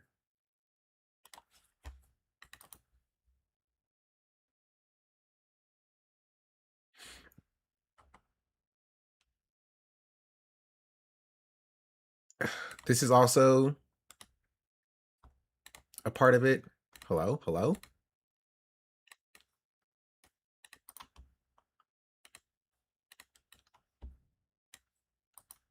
This is where it started. Ludwig tells Arky he'll help manage OSCS and hold the group accountable, or members who don't contribute will be removed. So that's why it can help to have like a manager come in or whatever, or a consultant. Dude, I deadass will do it. We can set up a weekly meeting. I will set up the expectations for the group. If people don't show up, I will cut them from the group. And I'm being deadass, they are cut from the group. Maybe they can earn their way back in, sure, but I will cut them. Hey, I think we would be down for that. So that's why it can help to have like a manager. Right, so I saw this and I was like, okay, that's something that's one of the Streaming University stuff. Definitely wasn't at the top of the stuff to cover. And like to a certain extent, I'm like, that's chill. Whereas like Ludwig is like a larger creator who's been in the space for a while, right? Giving advice. But I think where it gets a little bit interesting is like where is like overstepping. Whereas like Ludwig's like, I'm gonna come in and start cutting people, because that's kind of what FaZe did. You know what I mean? That's kind of what Banks did for FaZe. Where he came in, he was like, you know, I have the outside perspective. I'm gonna come in and start throwing people out and moving people over here and bringing people in. And that's fine to a certain extent, right? But it also doesn't like engage with like the talent of like how do these people come together, right? This is like a group of friends who like make content together. Is like throwing people out going to help that authentic end, like more than just like trying to get them to work within the confines of them just trying to be a group of friends making content together. Like imagine if somebody came in and was like, yo, RDC, what's up? Hello. Ben, you're gone. You know what I mean? Ben did leave for a little bit. Like, you know what I mean? Like that would be strange and weird and will kind of ruin the dynamic of the group when it's like less about an authentic group of friends making content together and how do you make that work versus like, I want to run this like an organization, like an org. You know what I mean? And that led to like, not this one, kind of this one, but also this. Beloved did specifically asked if they wanted to be a group of friends making content or if they specifically wanted to grow. I mean, I didn't see it. But like on YouTube or like we rarely upload, like it's like once a month now. Like we were supposed to do every week. It's just I was wondering your insight about like how we should do it. And you could be like literally completely honest. I think OSCS is a bit of a sorry group in the sense that like most of what I've seen from OSCS capitalizing on the fact that you're all in a group together, and like I know you really well, and I know Yugi, Sunny. I don't even know all the members of your group. In my head, there's like 8. That's step 1. You have to make the responsibilities of every group member clear. 2 is holding people accountable to those responsibilities. Yeah, that's something like I don't know how to like. We haven't thought of a way to like hold people accountable because like we'll just talk to them and then bye. And you know what happened when the first person gets kicked out? The other people will be like, oh shit, all right, this is real. You cannot be afraid to cut somebody because they're disrespecting the group. All right, they're not putting the energy into the group. They shouldn't be in the group, bro. 9's already too big for a group anyway. Yeah, 9 is very big. All right, so that's why it can help to have like a manager come in or whatever. We can set up a weekly meeting. I will set up the. Yeah, that's what we already saw. And then this was Logan talking about that entire conversation. Tomorrow, I'm going to be the manager for OSCS, which we had Yugi at Streamer U, who was a part of that, and then also Arky was the alumni. So I'm going to be the manager for them tomorrow. All right. Will it be streamed? Maybe. If I can trust them not to fucking leak shit. We'll see. At the very least, we'll film it. I'll have to message them about it. But that's going to happen tomorrow. And then tomorrow. And that led to this after it happened. All right. One person showed up late. I didn't let them in. I felt bad about doing it. Okay. One person showed up so late. I didn't let them in. They were like 30 minutes late. That's a little too late. I don't think that means they're cut right away because I told them, guys, we're not cutting them today. We're just setting expectations. It's not a great start, but that's fine. I think they can do a lot better. All right. One person showed up late. I didn't let them in. I felt bad about doing it. Okay. One person showed up. That was that. And then this was like a first meeting, I'm pretty sure. I think there was a I don't know if there was another meeting or like this was that meeting. This might have been that meeting. Actually, I don't remember. This was the day after this. There's so much like stuff in the timeline. I literally had a talk with Santi about OSCS. This is YouTube channel. Their goals are not to just be a group of friends who hang out and have fun. Like that is part of it. But the way they talk, they're trying to be bang up here, massive group. Every viewer who knows OSCS comes into my chat and they say they have a lot of potential. Well, we're going to figure out how we extract the potential out of them. So Santi's the guy at OSCS who really handles the YouTube channel. He's their editor. I think he does final. It seems like a guy with corporate experience trying to instill that into streamers with a little reward experience, but at the same time, maybe don't do it on live. That's kind of like the important part where it's like, even though they are all creators and even though it's all technically content, and how this could potentially help like give them eyeballs. Like this is a part of the process, right? This is normal for most groups like Sidemen. But what you don't understand about like most groups like Sidemen is that like there are like, I don't know, Sidemen's not even a great example of that.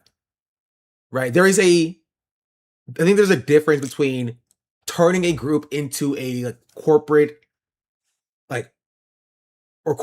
aligned structure for an organization and making a group of friends popular through like authentic, like, you know, like grassroots support, right? There's a difference in that.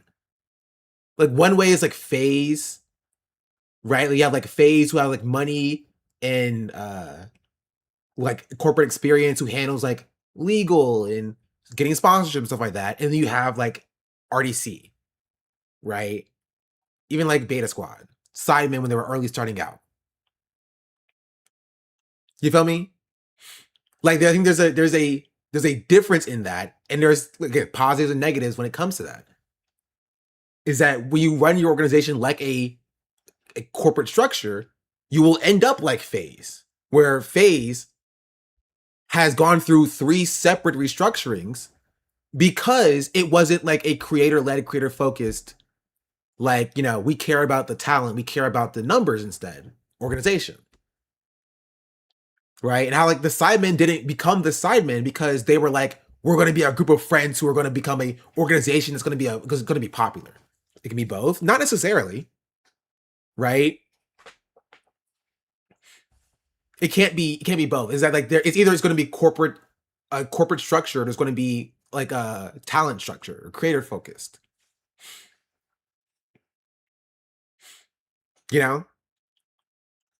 Like you do lack control. Like a good example is like offline TV.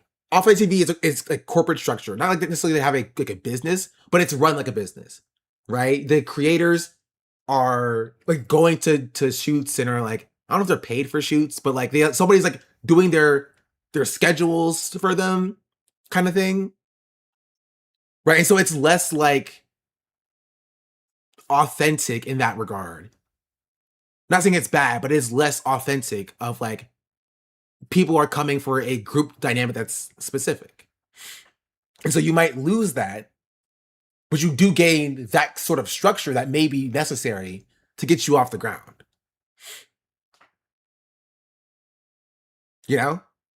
Put a picture of a core OTV sideman on PowerPoint and ask OSCS who they want it to be during the meeting. Most pick OTV. That's actually pretty interesting. Maybe we'll watch the actual full thing tomorrow.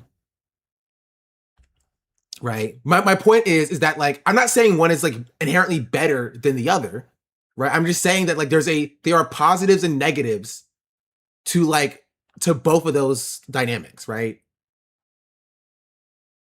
Like, because think about this: as AMP grew, AMP kept complete creative control of what they did, right? When money came in, they decided where the money went fully. Right? But if you have a manager, you do lose that level of control, right? Of like when money starts coming in, where the money is decided to go and be put. Right? That's not inherently a bad thing. It's just different. Right? I think my biggest beef about the this is what we've seen so far is like the way that, again, for what I've seen of this conversation so far, which is only through clips, and I acknowledge that, is that it seems like Ludwig is kind of pushing them in this direction of like, you're going to go more this way. Right?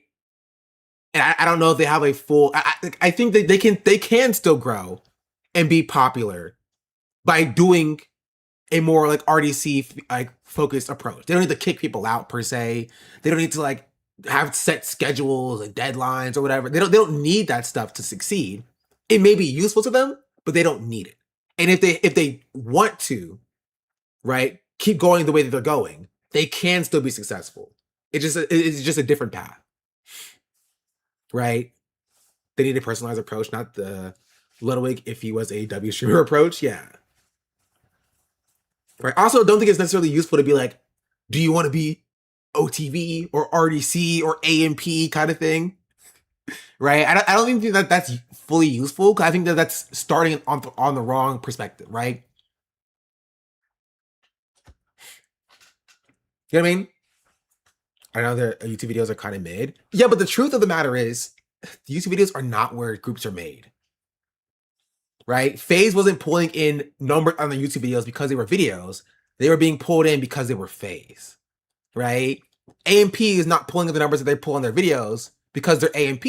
They're pulling it in because they're the videos. They're pulling them in because they're AMP. Right? So AMP is getting like 1 million, 2 million on videos, but they have combined like 100,000 concurrent viewers. You know what I mean? Like, YouTube is a part of the conversation, but it will not make or break your group. Right? So again, there are things that, so you think they should keep it as it is? Is that what I said? That's literally not what I said. I think it's the opposite of what I said. Right? See, what they need is very dependent on like what they are now, right? It's like they need to think about, like, one, their group dynamic. Because again, they're not unsuccessful. They are a new group that doesn't have any sort of like previous or backing support, right? And so they need to first define what success is for them. Like, being at the top is not necessarily a metric of success, right? If they want to be a group that focuses on doing shoots and videos, then YouTube would be an important part for that, right? If they want to be a group that is getting sponsorship and brand deals, then that's a specific thing. You feel me? That's what he's asking. As we asked them, I'm sure he did. Right? Again, I'm not coming at Ludwig, right? Specifically. Right? The only thing that I would critique about this is, like, I think that Ludwig has I don't say bias, but like he has a very specific perspective about what he viewed from the content space. Right? And so the advice that he's going to give is going to be filtered through what he has experienced, what he's seen, which could be useful, but is not or may not be applicable to what they want to do. You know? We have streaming groups who mostly focus on streaming, like Core and OSCS. YouTube feels like a chore for them. And honestly, they may not even need to do YouTube at all. It's truly dependent on what their goals are. Because if their goals are just to boost their live viewership, YouTube won't help much with that. You feel me? If their goals are to get more concurrent live viewership to the individual members, YouTube won't help much with that. What will help a lot more with that is clips, right? So they need to focus more on paying shorts editors than to paying long form editors, because clips are going to boost their live viewership more than YouTube videos are. But if their goals are to become a powerhouse on YouTube and make highly produced YouTube content, right, then their focus is different than it would be otherwise. Again, I haven't seen the meeting, so I won't speak on the meeting until I've seen it. Maybe we'll watch it tomorrow. Right? But what you don't want to happen is to just start kicking people out, and then you start to lose the core fan base you already have in an attempt to get a new fan base. Right? And I think you might get that by if you're so quick to like remove people and change the dynamic, because they do have a fan base. It's not like they're nobody. If these were just like 9 or 8 random kids, it would be one thing. You feel me? But like, I think even entertaining the idea of like removing people is silly. Right? Don't change the dynamics without at least engaging with, or at least changing the way it's what's the word? It's like provided to people. The content's provided to people. Rest Cyber Jen, thank you for the raid. Welcome in. Hello. We're talking about freaking OSCS. Right? So again, I don't think this is inherently a bad thing. Right? But again, the issue is that when I saw, it was like this video here. Right? Or no, I think it was this video. I saw some tweet reaction to this video being like Ludwig is making OSCS, so Arky should just listen to him on this too, because he knows better, or something like that. It was a weird tweet like that, and it's just like, that's one thing you want to kind of try to avoid. You feel me? Is that if this becomes more about Ludwig than it does about the group itself. Which is why I said that there's a benefit to having Ludwig involved, but like it's a nuanced conversation there. You feel me? Is weird to talk to me. You said you were helping out. Yeah.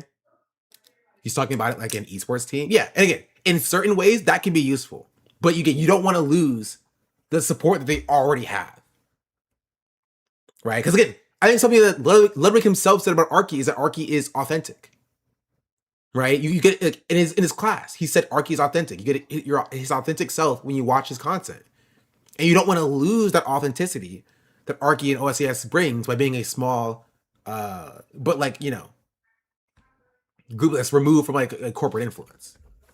It's a nuanced conversation.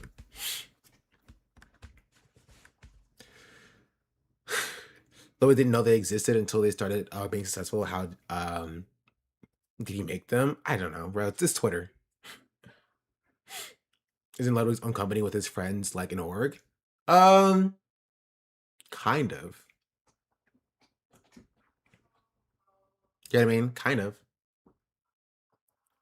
Going to get that authenticity to shine by collabing more with Lud. Which one of his friends did he cut? He didn't cut anybody yet. He's just saying that, you know, he might need to cut somebody. Right? But it's also weird to be like, you know, I only really know like you and Yugi. I don't really know the other members. But also somebody needs to get cut kind of thing. Like it feels strange to like not want to boost the people who are already there or even try to find out who they are first before being like somebody needs to go. Right? Because there could be somebody who's a comedic genius who's super funny and just haven't had the chance to shine.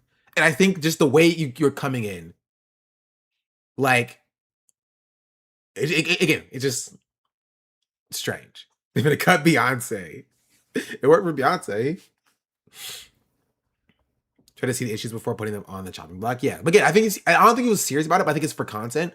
But then that's a different conversation about like this is becoming a thing for content and less about a thing for you know, less about a thing for like actually helping them get through and grow.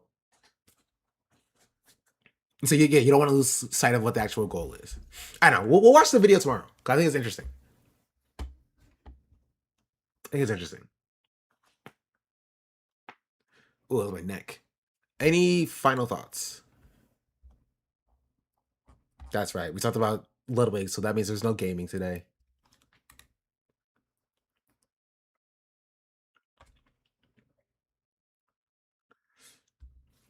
Waffle Cone better. Incorrect and wrong. Said we would game. I mean, I'll game off stream. I don't want a lot for Christmas. There is just one thing I need. And maybe if more y'all watch gaming, I'd do it more. Just saying. Joe Barton, where did he come from? He came from TikTok. He's a huge TikTok creator.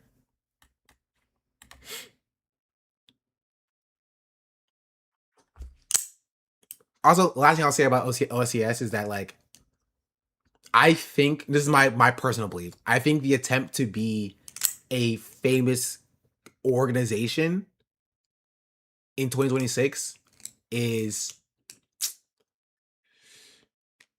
not the move.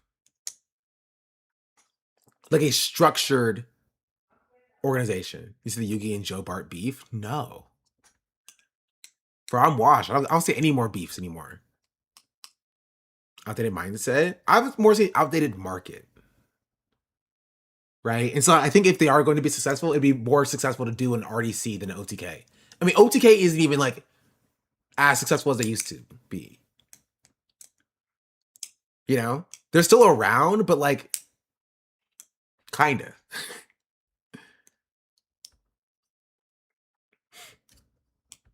Joe Bart's chat was being so racist. Really? There's huge beef with them. TikTok hates Yugi. Yugi gets tons of racist DMs. I mean, Yugi's like a clip farmer, so I can see like people thinking that he's annoying, but like, I mean, Joe Bart is not like a chud. You feel me? Like, I would put him in like it's like a pretty solid like Libby camp.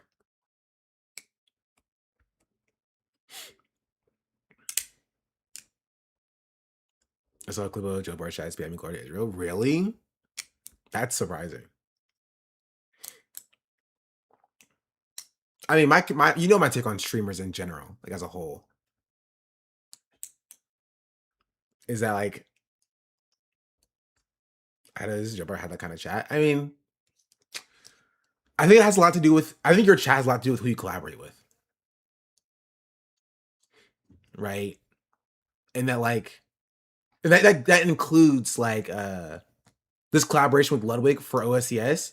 They're going to get a lot of like Ludwig aligned chatters in their chats. And so it's beneficial because your numbers grow, but it will change the dynamic of your community. Right? It's like having like half a liter of I don't know why I went to liter, bro. It's like having 2 quarts of like soda and then pouring in a bunch of water into it. Like it may still taste like soda, may still look a little bit like soda, but it will be like diluted. Right? It'll be different. It may not be bad, but it will be different. And that's the problem when it comes to like growing, is that it's double-edged. Because it's a real measurement, not for us Americans, freedom units. Glad if you haven't established a community yet. Yeah, but it sucks because collaborations are how you grow. And so, and that's a big reason why I haven't done collaborations. It's not like I haven't been asked, right? It's not like I haven't had the opportunity to ask for collaborations, right? I just, one, don't want to, you know, put that on a lot of other people, the haters that I had. But 2, because I don't want to change the dynamics of what I have here. Right now, I'm fine. I'm chilling. I'm not necessarily struggling. It's not like I can't pay my bills or anything. So I don't feel the need to like have to like grind to like do collaborations. And because I think in order to do collaborations with people, you have to kind of compromise your morals to a certain extent. And I don't want to do that. Right? Like, I think like, I wouldn't be able to collaborate with people that, one, I disagree with politically in that way. Because collaborations are two-way streets. It benefits them and it benefits me. But also, you know, I'm going to collaborate because we confirm you're 5'7". That's objectively not true. Could you elaborate on that? In what way? Which part? Don't see Dr. Mike. Is Dr. Mike still around?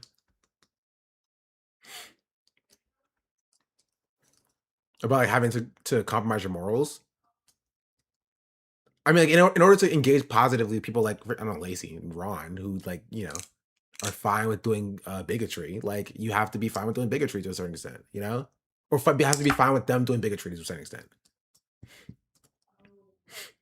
You know? It's like the conversation we had with like with the cutie, you know, Vanilla Mace thing last year.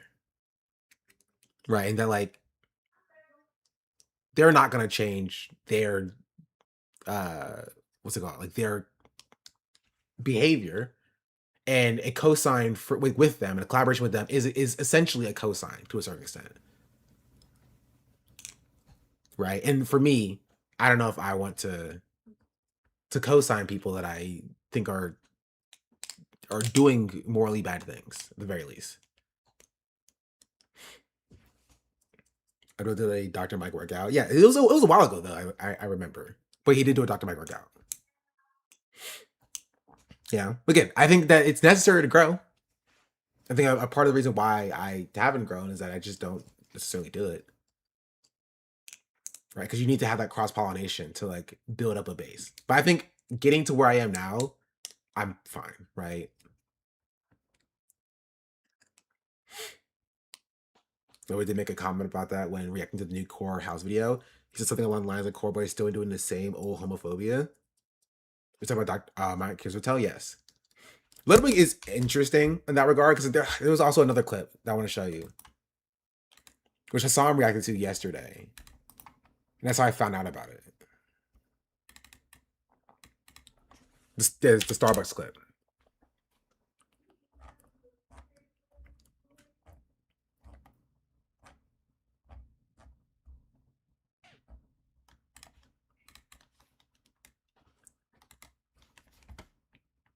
A cappuccino? Yes, sir. Starbucks. Yes, sir. What does that mean? What next? Should I suck off Benjamin Netanyahu? I don't support that. Netanyahu directly. Disgusting. Get inside, y'all. A cappuccino? Yes, sir. Starbucks. Yes, sir. I think he changed the ties for the sponsors. I mean, kind of. This is something I talked about before, where it's like it's very easy to like. I mean, it's easier now to like be like anti-Israel and compared to like 2 years ago, but it's also very easy to meme, right? It's very easy to do the memey version of like, haha, Israel's not good kind of thing. And this is not something that's unique to like Ludwig. It's like something that I think the FaZe Boys also did a little bit last year. Adopted did a fundraiser though, so I think it's slightly different. But it's very easy to like to meme like being anti-Israel instead of like actually having substantive critique and actually like engaging with the genocide as a serious topic kind of thing. If he's not worried about AT&T when it's around W streamers, y'all better watch out. It's sitting at the same before you know it. AT&T and Red Bull, very good money, like 800K a month. We covered it. We covered his 800K a month. But nothing even as Israel pushes millions to change their optics. I think you're easily impressed, right? It's important to acknowledge why and how people are changing their tides, right? I'm not saying you have to like condemn Ludwig or whatever, but like I think it's important to like, because what you have to understand is that like if you only have allies when it's easy to have allies, you'll never have allies. You know, like you have to engage when it's difficult to build allies, right? And make sure that they also understand that like, you know, this is a good first step, but like, you know, there needs to be more that follows it kind of thing, right? So I'm not going to chastise him for saying this, but like, again, is it important to note that this coming in 2026 is just different than it coming in 2024. You know, because for the next issue, the next time something abhorrent happens, you don't want them to be waiting for it to become popular to say something then as well. You know, you don't want them to spend 2 years until finally saying something that is important. So again, I'm not saying this is bad, but I think that's an important thing to keep in mind. Did Lemon say he wouldn't do a Friends of Palestine because some people's community wouldn't like it or something like that? Yeah, that was in 2024. Which way this is a departure from that, right? Which he's also acknowledged that like that probably wasn't, you know, right? He's acknowledged that he has changed, is what I'll say. Right, but again, I think that is an important part of the conversation about like that he did do a fundraiser for PCRF. You have to understand that happened like a year and a half after the fact, right? I'm not saying that's bad, but it's different, right? You don't want your allies to wait for it to become easy to stand by you, to stand next to you. It's like BLM. You don't want somebody to wait until 2020 to stand with Black Lives Matter, right? When Black Lives Matter has been a thing since like 2012, 2014. Right. And if they do wait until 2020, you have to interrogate why it took so long so that it doesn't take that long next time. Does that make sense? Right. Because you want to make sure that people are doing things because it is morally righteous and not because it's like less unpopular for them to do it. That's a very important important part of the conversation. Right, so you can acknowledge that like Ludwig doing a fundraiser for the PCRF is good, but you can also acknowledge that it came too late. Right, it should have happened earlier, and we should be able to engage with why it didn't happen earlier, and critique that so that next time it does happen earlier. Does that make sense?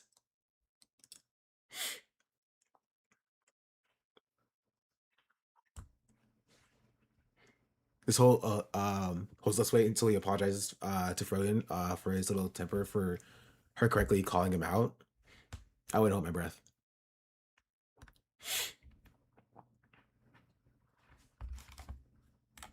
Anyway, y'all pulled me back in. I was just waiting for it to be socially safe for him to do anything as usual. I mean, again, it's not even just like a Ludwig thing. It's a general thing.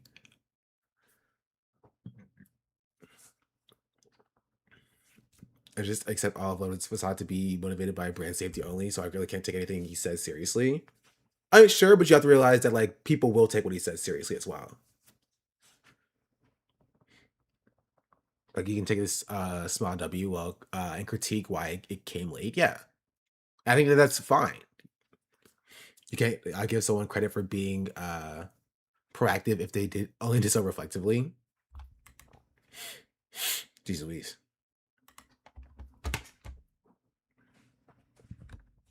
Anyway, that's just a part of the conversation. Any final thoughts? Any final thoughts?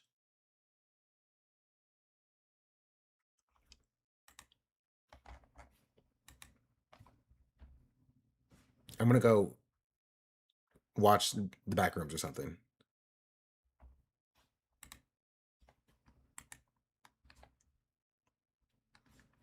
The friend watched the entire next film, please no. That's your information again on why he would be waiting for Abdul. How long is it? You know what? I wasn't gonna watch it, but he has a Dragon Ball Z shirt on, so I'll do an exception. Why I don't like Haley Stevens? Easy. She's like too much of a corporate and Israel shill. Like one of her like most famous quotes is that Israel comes to her in her dreams. Fuck that. I'm so sick of America like bending the knee and like getting on its knees for Israel, and Haley Stevens doesn't really seem to be against that. Abdul El-Sayed doesn't take like any corporate funding. He just has endorsements from the UAW and Bernie Sanders. Haley Stevens is basically like being groomed to be in the Senate to make more favorable changes for Israel, and I'm not okay with that. I already don't like indirectly supporting a genocide just by collecting a paycheck or by buying literally anything in the country, because I know it's all gonna eventually go upwards and then outwards to Israel. And if I can like say that my own state's responsible for that, I'd feel deeply ashamed. So I'm just gonna vote for the guy that's not doing that. Where do you live, Brandon? Not far from here. I live on a 6 Mile. All right, what's your last name? Young. Brandon Young. Thank you so much. W. I have to remind you, right? This is more indicative of like the position of most of the country, by the way, but also Black people in this country as well. No matter what you see online, no matter what you see plastered in your face on Twitter, like more so than white people by and large, this is the position that Black people hold. It just is. When you go out and you talk to Black people, they don't necessarily align with like what Haley Stevens is saying. They don't align with what K-Hive is. They just don't. And I think a lot of leftists, and this is something that I'll give Hassan credit for, because Hassan got better on this, especially coming this year. A lot of leftists had a problem with this previously, where they would see Black people online, right? And like the K-Hivers and like the that group of people, and they'll be like, that's indicative of the Black community. You know? And it just objectively, it wasn't then. And if you talk to Black people, you would know that it's not. And it's not now. This is way more indicative of how Black people feel about like Haley Stevens and the corporate Democrats. It's why they are unpopular. Right? Yes, Marco Hill has been doing pop since over 2 decades. But again, they see him as an exception. You feel me? They see Marco Hill as an exception. Because they see K-Hive being served to them on Twitter, which again, I still say it. I think it's CIA. It's not like inherently the CIA, I don't think. But I think it is a concerted effort to give Black people this perception of being so aligned with corporate Democrats. And it's just not true in real life.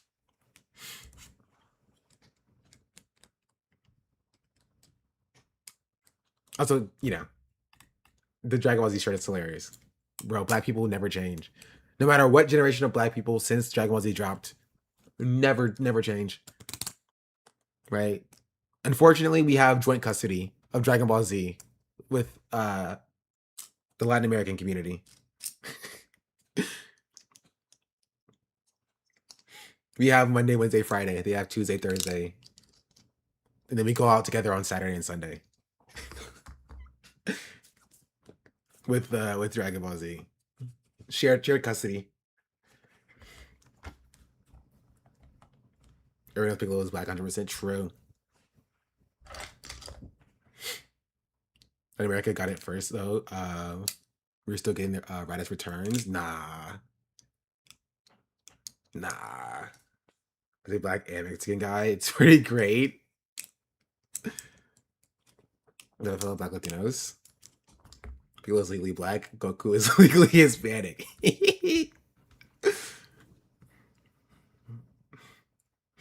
Yeah. But now we have to like make room in the space for the Arab and Muslim community too. We gotta open up the house so they can come out in. I heard that they were trying to claim Goku too. Remember Toonami just getting the Saiyan saga on repeat. Randomly done thinking about 24 months, 2 years. 2 years crazy. The Goku was Chinese. He might be. Randomly dubbed, just subscribed. Anyway, any final thoughts? I'm tired. Also, Swords, thank you for the Prime. W. Also, W name. Also, chat, we are literally less than 600 follows away from 40K. We're almost there. We're almost there. Why is Wendy's trending? Or so, why is Wendy's streaming?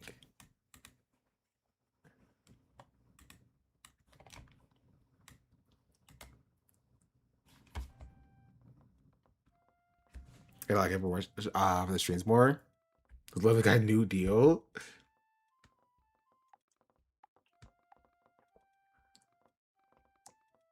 I remember I followed Wendy's because is it evident that many older black voters are K-Hive? As my lived experience, many of them are not aware or tapped into corporate ran Democrats. I wouldn't say many. I mean, there are a lot of older black voters who are K-Hive. Most older black voters don't vote. Right? So objectively speaking, they're just not voting holistically.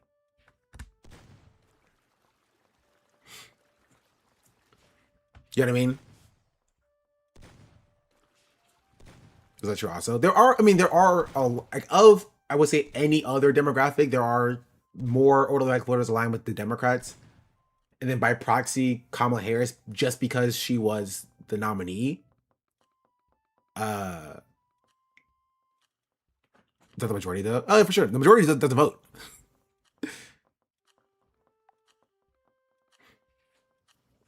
So I remember I followed Wendy's. This is the actual Wendy's account, by the way. I followed Wendy's years ago because they were sponsoring streamers and I wanted to be sponsored by Wendy's. I guess they stopped sponsoring streamers. Anyway. What fries are fine. They're okay. Like everybody was going through a hostile takeover right now, trying to sell World Cup rights to Kushner. Jared Kushner? Like the Trump guy? Reviewers of Wendy's? True. Actually, not anymore. Yep. Oh, they ruined everything. Grey Witch versus Wesley Bell Rage Bait. Okay, send it to me tomorrow. We'll cover it tomorrow. I have to go. I have to use the bathroom really badly. Because that's it. And that's all. Maybe I'll be back later on my second channel, streaming on Valorant or something. Who knows? Okay, goodbye. I have to pee. Play.